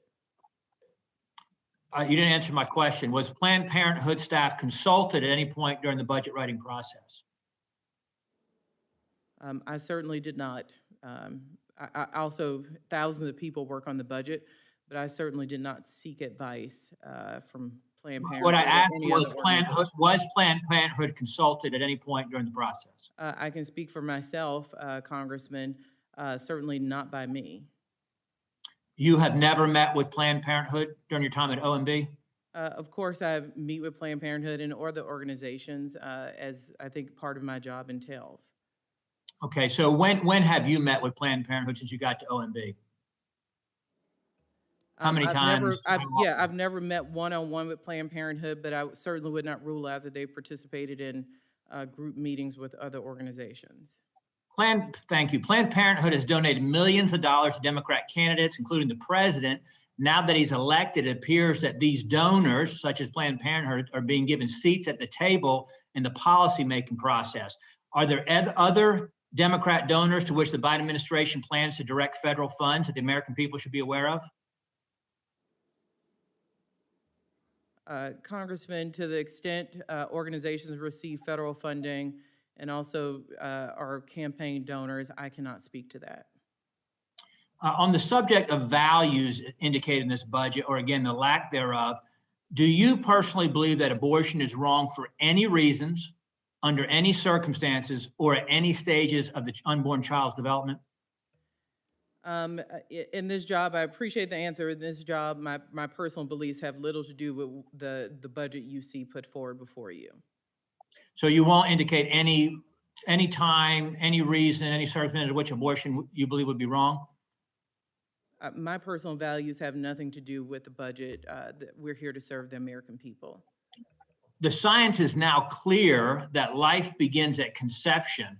When, if ever, do you think we have a responsibility as a government to protect that life? Congressman, to the extent this has anything to do with the budget, I just don't have a personal opinion.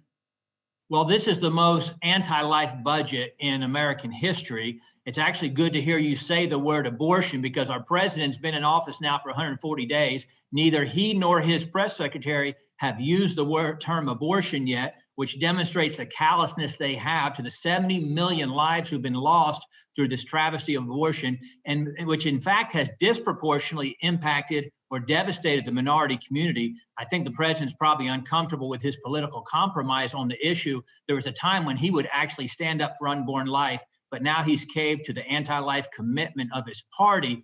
The president's budget tragically calls for the removal of the Hyde Amendment, a policy that's been in place for nearly 50 years, and his administration is now on record opposing Hyde, which protects American taxpayer dollars from funding the murder of unborn lives. That's why abortion views are relevant to this budget discussion. Ms. Young, will you continue to enforce the Hyde Amendment if in fact it is included in this year's appropriation bills? It's currently the law of the land. I commit to following the law of the land if it's continued in this budget proposal. Thank you for that. Yeah. Thank you. This budget also calls for the removal of the Dornan Amendment, which prohibits taxpayer funding, as you know, for abortions in DC. Do you support the American taxpayer dollars being used to fund abortions here in the nation's capital? Congressman, my personal beliefs have nothing to do with the budget.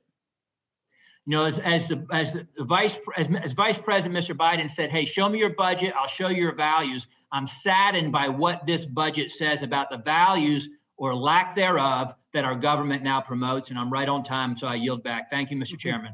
The gentleman's time has expired. Now recognize the gentlewoman from Washington, Ms. Jayapal, for 5 minutes.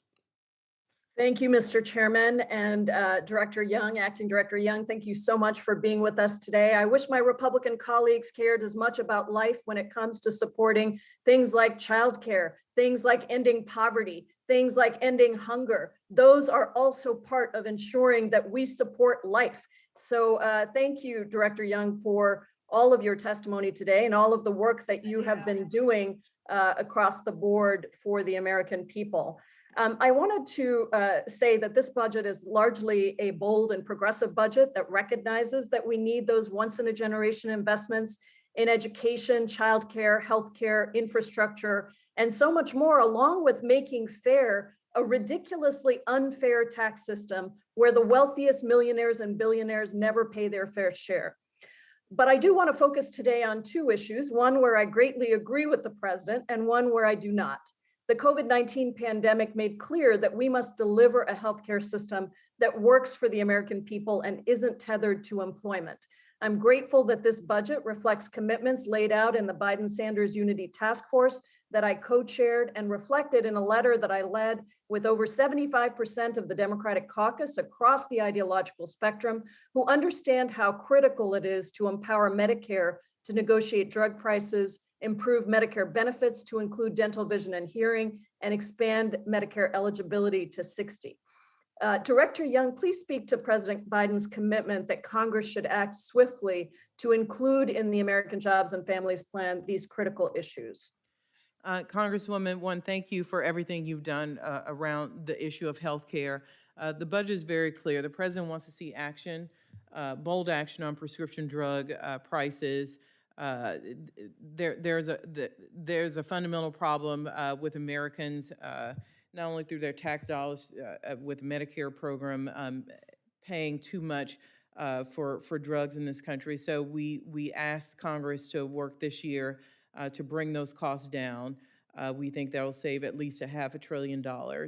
We also want to see action to make sure that all Americans have access to affordable health care. That includes through Medicare and Medicaid, ensuring we have additional dental, vision, and hearing services, but also strengthening the Affordable Care Act, which has already brought millions and millions health care at an affordable rate.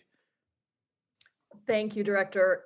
Shifting gears, in 2010, then Vice President Biden said this: the spread of nuclear weapons is the greatest threat facing the country and humanity. And that is why we are working both to stop their proliferation and eventually eliminate them, end quote. Yet the president's budget expands almost every nuclear program proposed by the previous administration.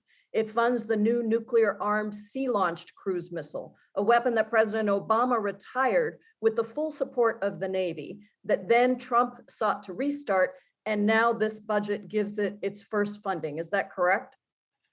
Yes, but I also want to assure you we're at the beginning of a process where we're undertaking our nuclear posture review.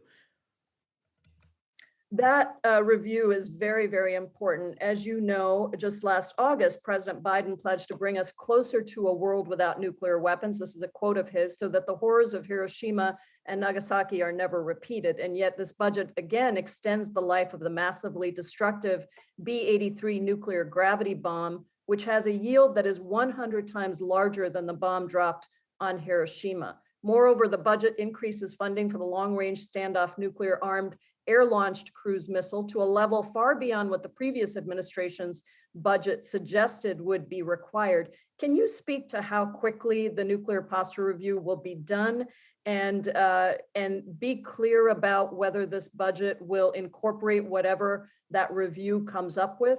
Congresswoman, one, I wanted to let you know the president remains committed to taking steps to reduce the role of nuclear weapons in our national security strategy. So we await the results of those reviews. But even with the reviews, the president will make an informed decision on how we proceed, and they will absolutely be reflected in future budget requests. So you see a continuation of a program, but certainly subject to what those reviews will yield out, and the president will use those reviews to make future decisions. Thank you so much, Director Young. You know how important this is to me, as well as cutting overall fraud, waste, and abuse out of defense spending, and I hope we can get there. I thank you so much for your service and for all that I know you will do for our nation. Gentlewoman's time has expired. I now recognize the gentlewoman from Iowa, Mrs. Hinson, for 5 minutes. All right. Thank you, Mr. Chairman, for holding this hearing today. And thank you, Director Young, as well, for appearing before us today, and for our candid conversation as well last week about the whole budget process and some of our shared concerns about inflation, economic stability, and more.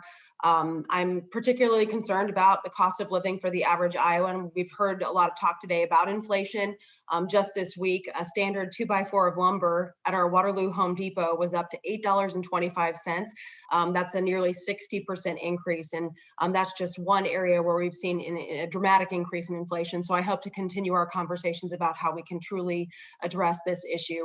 But I would like to spend my limited time today on a few other issues important to my constituents. President Biden has previously expressed strong support for the Hyde Amendment, prohibiting taxpayer dollars from directly funding abortions of unborn children. He, in fact, wrote to a constituent saying, those of us who oppose abortion should not be compelled to pay for them. But frankly, when we're talking about so much spending, so much debt, and given that so many Americans are morally opposed to abortion, why does the president's budget proposal fail to safeguard taxpayers against paying for abortions, both here at home and abroad? Congresswoman, for the president, this is consistent with his campaign commitment around Hyde. This should not be a surprise to anyone who watched the presidential elections. The president made a campaign commitment regarding Hyde because it is an issue for him around health care, and he wants to ensure that women have the access to affordable health care, and it purely comes down to that. Access to health care is one thing. Abortion is not health care. Who made the decision to revoke longstanding pro-life protections in this budget? Why were the policies removed? Was that a direct order from President Biden? Congresswoman, his name is on the budget. This is the president's budget. Okay. Thank you. I want to now reference something that my colleague from Iowa, Congressman Feenstra, brought up in his line of questions. The city of Dubuque in Iowa's 1st congressional district is a thriving community that has led the way in innovation when it comes to sustainable transportation, city planning, and workforce development. And the proposal by OMB to change that definition of MSA threatens Dubuque's access to certain critical resources, including federal dollars for healthcare providers and more. That definition change proposal would dramatically increase the population that's required to qualify as an MSA. It would severely change access to federal dollars, affecting the abilities of our cities to innovate and attract investments in local economies. One example, I specifically heard from Unity Point Healthcare on this. It mentions potentially massive impact on their ability to provide care to Dubuquers. And I know you mentioned you've had conversations with folks on this. My office has reached out, of course, regarding this classification, and it does remain a very important issue to my constituents.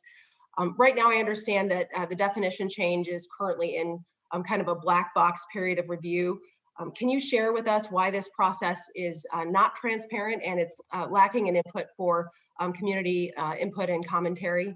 We're missing out on that opportunity. Can you kind of expound on that a little bit? Well, we just concluded a public comment period. So, all the comment periods are announced in the Federal Register. So I'm sorry if your community missed the chance to comment, but we certainly did. The reason we have not made a final determination on this is because we did not want to skimp on a public comment period. So that is certainly what we were waiting on.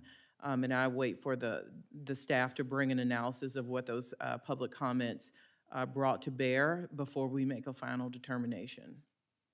And will you commit to working with our office to ensure that everyone does have their voices heard before the final decision's made, and just keep us up to date on that process as it continues to move forward?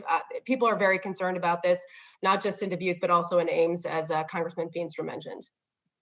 Yeah, Congressman, to the extent, we try to have a open public comment period, but we do we have to make sure people know that we're not bringing inside information. So we did have a public comment period. And as soon as we can analyze that data and make an informed decision based on the public comments, we will certainly let offices who are interested in this know where we land. And again, this issue shows bipartisanship is alive. I've heard from members on both sides of the aisle, so we get Appreciate the your urgency. kindness, Chairman. Thank you. Yep. And thank you, Director Young. I appreciate your willingness to work with us on these issues. And Mr. Chair, thank you so much. I yield back. Thank gentlewoman yields back. I now recognize the gentlewoman from Texas, Ms. Jackson Lee, for 5 minutes.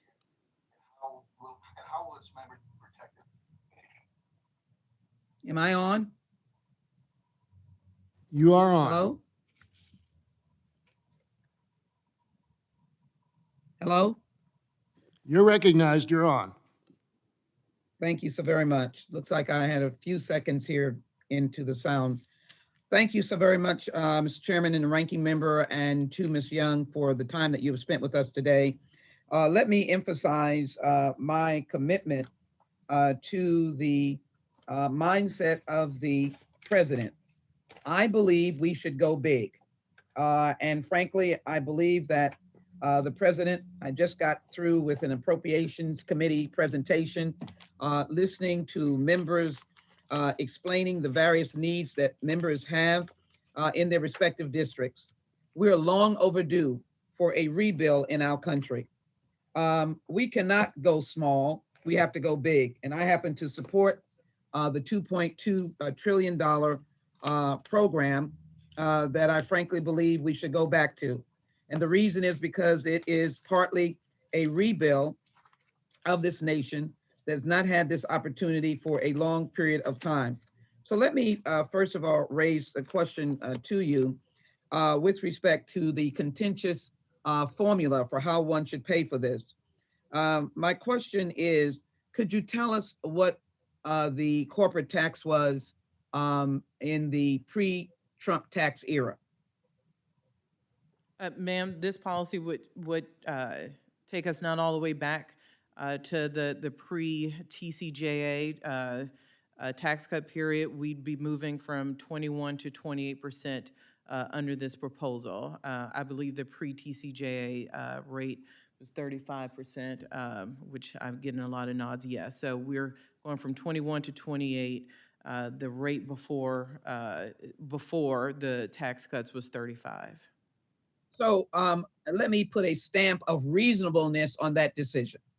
A stamp of reasonableness on that decision in the light of what the 2.2 trillion would do. Build world-class transportation, make transformative investments in the renewed electric grid, ensures high-speed broadband, improve public health, deals with research and development, revitalize American manufacturing, retrofits, and then of course it was a community care. Ms. Young, was this budget put together randomly, or was your agency, OMB, able to assess the desperate need of Americans and evidenced by the collapse of the electric grid in Texas, where 100 people died, the crumbling bridges, which I've seen as Secretary of Transportation has made his tour around America. Did you all do a deep dive on the desperate needs of Americans as it relates to the putting together of this budget? Congresswoman, these ideas aren't new. We talked and joked a little about infrastructure weeks, but these aren't new ideas. We had lots to pull from because of the long-term underinvestment here. I get the opposition to the overall issues, but there is a lot of bipartisan ideas reflected here because these ideas have percolated in Congress and various administrations for a long time. So you had evidence thereof. Let me move quickly to the question of recognizing the increasing hate crimes, the increasing violence with guns. So is the budget in such a way that we can enhance the protection of American civil rights, that we can ensure a stronger Department of Justice to protect against gun trafficking and issues such as that, meaning have the agencies have the opportunity to be plussed up. Ultimately, appropriations deals with that, but plussed up on some of these very vital issues, societal issues that we are suffering in America right now. We've talked a lot, so I won't go into detail about the community violence initiatives that are very important with regard to that. Also, in the discretionary side, the budget makes $209 million investments at DOJ that protect marginalized communities, a $33 million or 19% increase above last year with regard to civil rights enforcement. And so I see the administration is engaged in a lot of negotiations. As I indicated earlier, I'm glad they dropped the previous one that seemed to be very narrow. The idea of bipartisanship, I understand, still is part of the mindset of our president. However, I just want to make sure that our budget continues to emphasize eliminating poverty and boosting communities that have long since suffered from lack of attention. Is that one of the policy elements of your budget at this time, along with racial equity?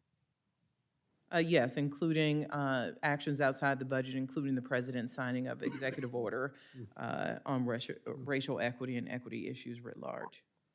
Would you say Gentlewoman's time has expired. Thank you. I thought I had a few seconds. Thank you. No, I gave you a few extra seconds. Thank you. Now recognize the gentleman from California, Mr. Obernolte, for 5 minutes. Thank you, Mr. Chairman, and Ms. Young, thank you for your testimony today. Also, thank you for the discussion last week. I know I speak for my colleagues when I say that your willingness to engage with us really indicates that both for you and for the administration that you view the budget as a collaborative process with Congress, and that's something that we certainly agree with you on. I'd like to start by continuing a line of questioning from Congressman Smucker. He was asking you about the budget's commitment to reducing the federal deficit. And you said that the commitment is reflected in the fact that all of the spending increases were paid for by tax increases corresponding to them. However, the budget projections in the out years still have the deficit increasing instead of decreasing. So what is the budget's plan for getting the deficit under control? So Congressman, I want to make sure we're, speaking apples to apples. So yes, we start to see annual deficit reductions in 2030 of $40 billion. And in the second decade, a total of $2 trillion in deficit reduction.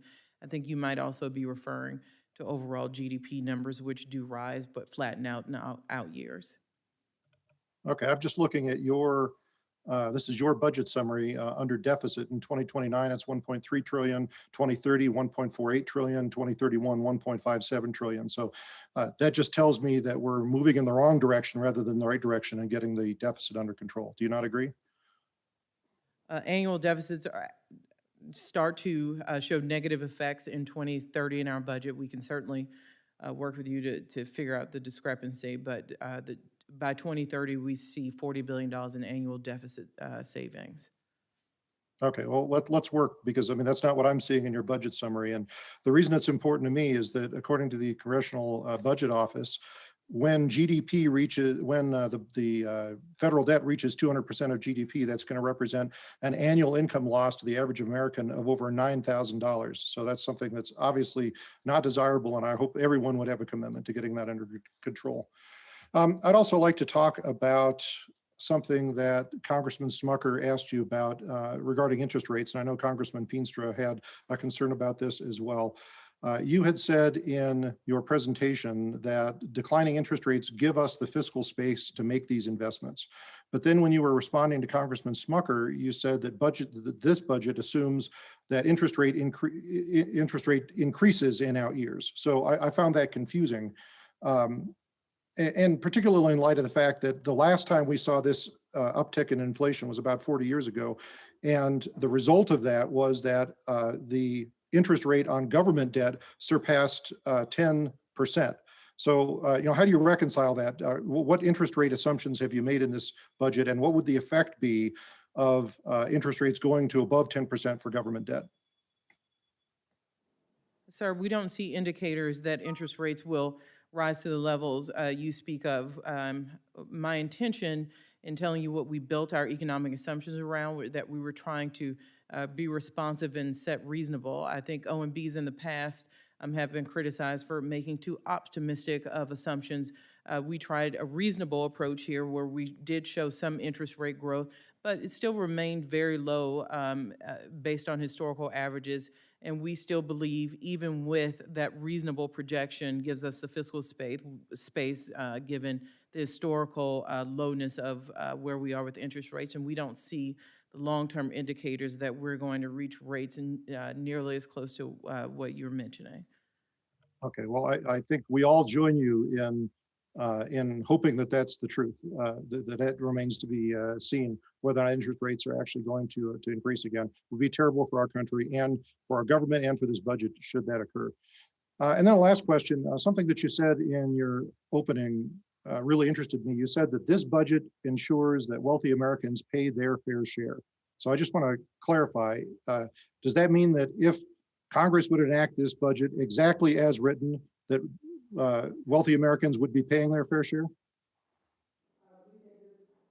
Sir, we think this is a start to ensure that the wealthiest Americans pay as a percentage of what they make closer to what regular Americans, our nurses and postal workers and others that kept this place going during the pandemic, for example, the rates that they pay compared to what their salaries, their income brings in. Okay, so just to be clear, even if all of these tax increases were enacted, you're saying wealthy Americans wouldn't be paying their fair share? What I'm saying is this does bring a more equitable system and also helps us pay for the fiscal policies we presented here. I'll take that as a yes. Mr. Chairman, I yield back. The gentleman's time has expired, and now recognize the gentleman from Massachusetts, Mr. Moulton, for 5 minutes. Thank you, Mr. Chairman. Acting Director Young, thank you so much for being here today and for staying to the end. We very much appreciate your testimony. And I want to thank you and President Biden for the investment in rail in the FY22 budget. I'd like to focus on that and on transportation because it's such a central part of the president's economic plan, his jobs plan. And of course, we know that transportation is the leading contributor to climate change in the United States, the greatest contributor of carbon emissions. And so I'd like to just ask a few questions about that. Obviously, rebuilding infrastructure is central to growing the economy. But because this is the budget committee, and let's just focus on those economics and not just on the climate change benefits. I assume it is the position of the administration to choose projects that have high, not low ROI, return on investment. Is that correct? That makes the most sense, and it ensures that our federal dollars go further. So absolutely. Exactly, and it's a point that I think my Republican colleagues fully agree with. They want to see a good return on investment of American taxpayer dollars, as do Democrats on the committee. Now, high-speed rail has one of the highest ROIs in the transportation world, and that's why countries like Morocco has 0.5% of our GDP, and yet they're investing in high-speed rail.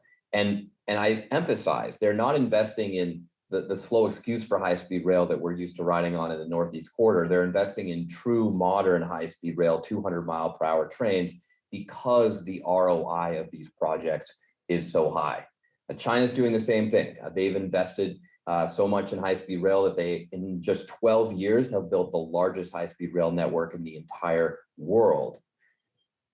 In the Pacific Northwest, Microsoft and the states of Washington and Oregon recently commissioned a study that showed that making an investment of about $40 billion in high-speed rail to connect Portland and Eugene, Oregon, with Seattle and Vancouver would create about $355 billion in economic benefits and economic returns for the project. So it's quite significant. I also assume that given the title of the president's economic plan, the administration cares a lot about jobs. Is that correct? Good paying jobs. Good paying jobs. And high-speed rail creates nearly twice as many good paying jobs per $1 billion invested as highway and transit projects, about 24,000 versus 13,000, according to a recent study.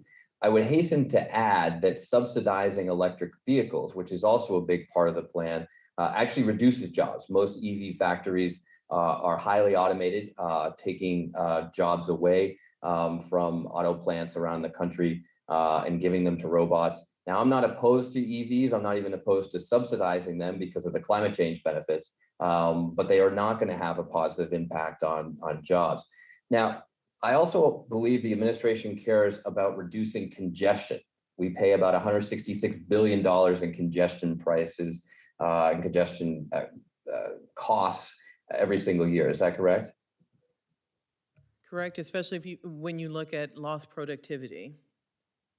Right. And so the FAST Act of 2015, which is the most recent major surface transportation law, authorized about $45 billion annually for the federal highway program. But with induced demand, congestion is only getting worse. In fact, highway capital projects in urban areas cost $500 billion to states between 1993 and 2017, and congestion grew by more than 144%. That's much faster than population growth. Look, I'm all for electric vehicles, but if all they're going to do is produce silent traffic jams, that's not going to improve congestion, is it? We certainly think you have to look at EVs from the climate standpoint, and for the foreseeable future, people are going to be driving. So that is a substantial view as to why we need to invest in EVs. A lot of people will be driving because they don't have the alternative. They don't have an option. We don't have high-speed rail at all in America. It's an option in almost every other developed country in the world. So I would encourage you to make sure that truly transformative investments in transportation are part of this plan. We want to recognize those economic benefits. That $355 billion that comes from a mere $40 billion investment in the Pacific Northwest.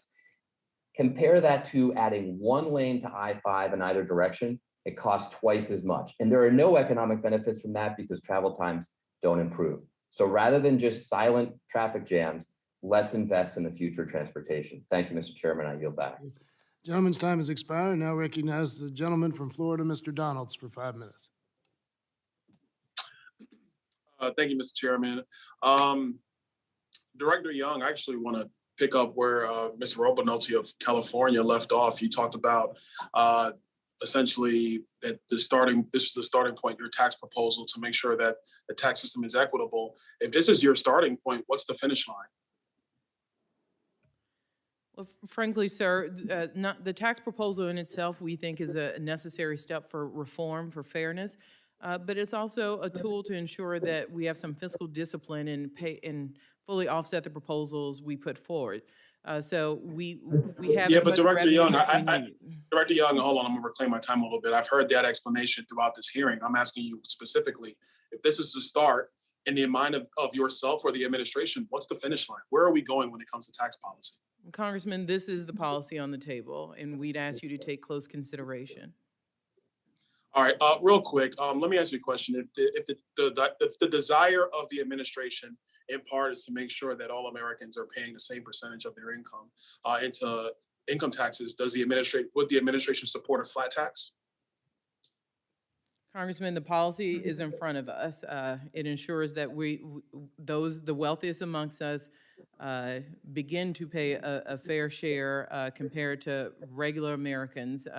Hold on, I want to reclaim my time, because if you say fair, that means the same percentage. So would the administration support a flat tax? You have our proposal in front of us, which is not a flat tax. Okay, I'm going to move on to somewhere else. I do want to get to issues associated with the border.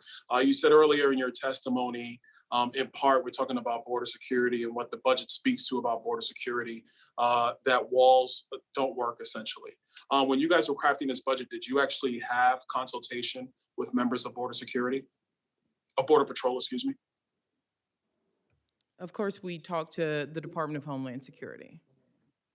But did you talk with members that actually work border facilities on the southern border? Did you talk to them? Did you consult with them? We talked to the Department of Homeland Security, which can speak to all issues, and that includes CBP. Okay, quick question for you. Currently, there is a contract to finish completion of sections of our southern border that the Biden administration has halted. Are the contractors who had contracts signed with the federal government, are they currently being paid simply not to build the border wall they were contracted to build? Congressman, when the president turned off the inappropriate national emergency, what that did was allow us to return funding back to the Department of Defense. So those contractors pay with Department of Defense money. They Director will not Young, continue. Director Young, I'm gonna reclaim my time. Are the contractors being paid? We have turned that off. Most of them, I think you're referring to, were paid with Department of Defense money, which we found inappropriate, and we stopped those contracts. So they're not being paid at all. Is that your answer? They're not being paid. Okay. Not question for Department you. of Defense contractors are not being paid. Quick question for you. I have a question for you here. You know, I assume like everybody else, your house has walls. I mean, it's a gross assumption, but it's one that, you know, for the purpose of this exercise. If the contractor that built your home didn't build one of the walls, would the walls in your homes actually serve the purpose? If one of the walls weren't constructed, would the walls in your home serve a purpose? Would it contain heat, air conditioning? Would it keep people in and out? Would it serve its purpose? I think we're trying to compare home walls to walls along a complex border. I certainly see where we're going. I don't see how those things are comparable. Director Young, have you yourself actually been to the border to see the border wall with your own eyes? I have. You've seen it, I've seen it. You do realize that there are holes in the wall on the southern border that have not been completed by very previous iterations of Congress?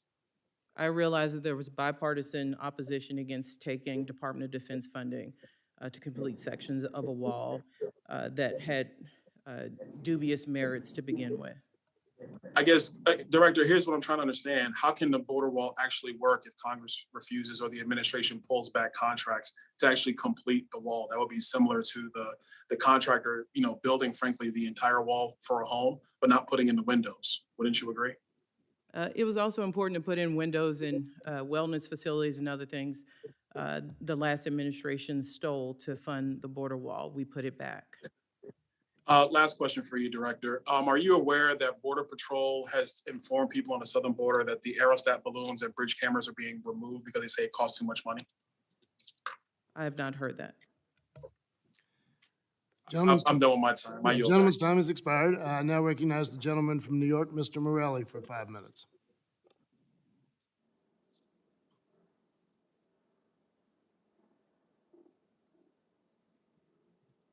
You need to unmute, Mr. Morelli. Yeah, sorry, this is my first Zoom session. I apologize. First of all, Mr. Chairman, thanks for holding this important hearing to discuss the president's budget. And I certainly want to echo the comments of many of my colleagues in offering a thank you to Acting Director Young for your service to the country in the past and for your continued service in this role. The budget calls for major investments in childcare, which would significantly solve the affordability problem that most families with young children experience. As you know, Director Young, there's an unprecedented number of women, particularly mothers, had to drop out of the labor force because of the pandemic. So could you just detail a little bit how the child care proposal in this budget will help us to reverse that trend? Absolutely, sir. As we've talked about a little today, this budget assumes that the working mothers, working fathers need safe and affordable places to send their children to make sure that those same children have food on the table and roofs over their heads. So this is a necessary investment, long overdue, and this is exactly what we're talking about not just getting back to pre-pandemic, but building back better and investments that have been sorely lacking. And if we do this right, we will see economic growth because people can be assured that their families are taken care of. And this is particularly true at the lower ends of the economic scale. So this is really allowing everyone to participate in what we certainly hope, I think all of us, an expanded economy. The budget proposes $7.4 billion for the Child Care and Development Block Grant, which I believe is about a $1.5 billion increase over the previous fiscal year. Can you just give me a sense of how you expect to invest in these areas with the new dollars surrounding childcare, what the plan is for doing that? You know, I think if you talk to people who've worked on this a long time, they would say the 1.5 billion is long overdue. So, you know, we'll certainly go to places that we've underinvested in and not provided enough federal assistance for years. But also that's one part of the child care budget. That's the discretionary side. Also making large investments in the American Families Plan. But the annual budget is important to make sure we get that baseline up and ensure annual continuation as the Families Plan phases out in the long run. Very good. I know the president has also made clear his commitment to advance racial equity through a whole of government approach, and in particular reforms that would address the disparate experiences and outcomes of families of color in the child welfare system. Can you just talk a little bit about how this budget helps us meet the goal of improving those outcomes? One, the big thing is not just the budget document, but the president's executive order calls for the government to look writ large at all of its programs, and including how we implement programs. So not just new spending, but retool the way we approach and make sure we're bringing services to all American people and really looking at communities that, you know, have historically been left behind in this economy. Well, I appreciate that. I'm also enthusiastic about frankly, what the Congress and what the administration have done to significantly reduce child poverty. My area of Rochester, New York, we have the second highest child poverty rates in America. Experts estimate the tax credits and other relief for families enacted in the American Rescue Plan would cut child poverty by more than half. Can you tell us what kind of impact the expanded child tax credits would have on American families and our economy, and about efforts to make this permanent? Absolutely. We have a five-year extension of the child tax credit as part of the American Families Plan. We do believe that the reduction in child poverty, you've mentioned half of child poverty just with the extension in the rescue plan. We consider the Families Plan an improvement on that, and we know a lot of members want to see a permanent change there, and certainly we want to work with you as you work on options to do that. Very good. I just two closing comments, if I can, in my remaining few seconds. First of all, thanks. You've been very available to members of this committee and members of Congress. I think that is something we're all very, very grateful for. It helps us really dive deeply into this.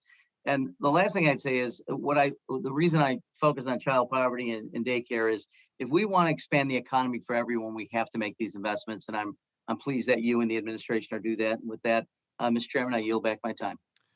Gentleman's time has expired. Now I yield myself a few minutes. I'm going to get you out of here relatively quickly, and I thank you so much for your patience and your willingness to stay. I always reserve my time till the end, so it gives members a few more minutes to get to something else, and also I get to have the last word, which is always a nice thing.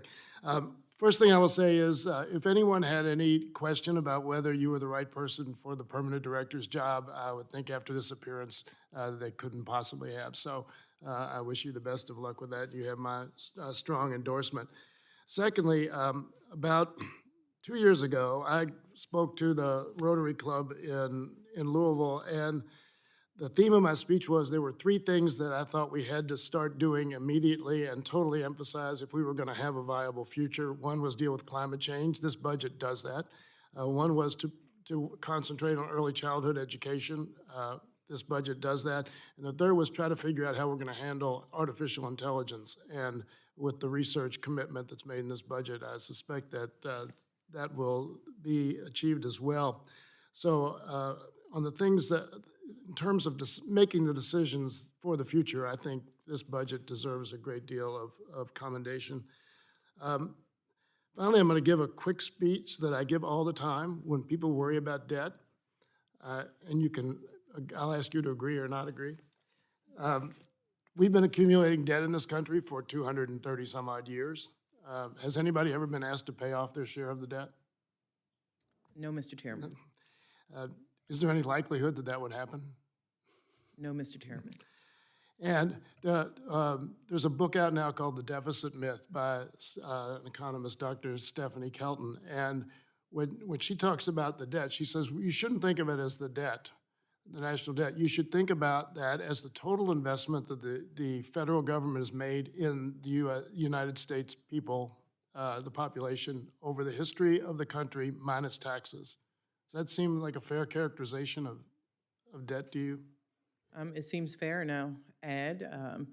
If we're concerned about the debt when it comes to investments, we have to be concerned about it when it comes to consideration of tax cuts. Absolutely. And then just to deal for an instant with the question of inflation. We saw, as many of my colleagues from the other side mentioned, a relatively high monthly rate of inflation. Part of it, as I recall, is that I think one estimate was a third of that was the increase in the price of rental cars, because last year there was no business for the rental car companies. They had to sell all of their vehicles, and now they have to rebuy them. So certainly not something that would be expected to recur, is it? That is true. That is one of the things we saw. And just one of those interesting things after coming out of a once-in-a-generation pandemic. You were surprised to see, but it's not surprising that we see some quirks coming out of the pandemic, and we think a lot of this is base effects from that. Right. Lumber would be another example of that. The lumber mills expected a steep drop in demand, so they stopped producing, and then turned out that everybody decided they wanted to spend more in their house, and the price went way up. But over the last 10 days or so, the price of lumber's dropped 30%. So these things do level out. And finally, on inflation, the percentage increase has a lot to do with what you're comparing it to. This was the second month, basically, of shutdown of a year ago. So you would naturally expect, as we come out of a pandemic, that the percentage increase based on a depressed level of activity and pricing a year ago would be higher than normal. Is that not correct? Yeah, and that's what I mean when we have to look at base effects. What are we comparing it to? And last year absolutely had, pandemic depressed prices. Right. Well, once again, I want to thank you for your responses and your knowledge and the work you've done in this budget. And I look forward to working with you to get this implemented for the benefits of the American people. So thank you very much for being with us today. And if there's no further business, without objection, this hearing is adjourned. Thank you, Mr. Chairman.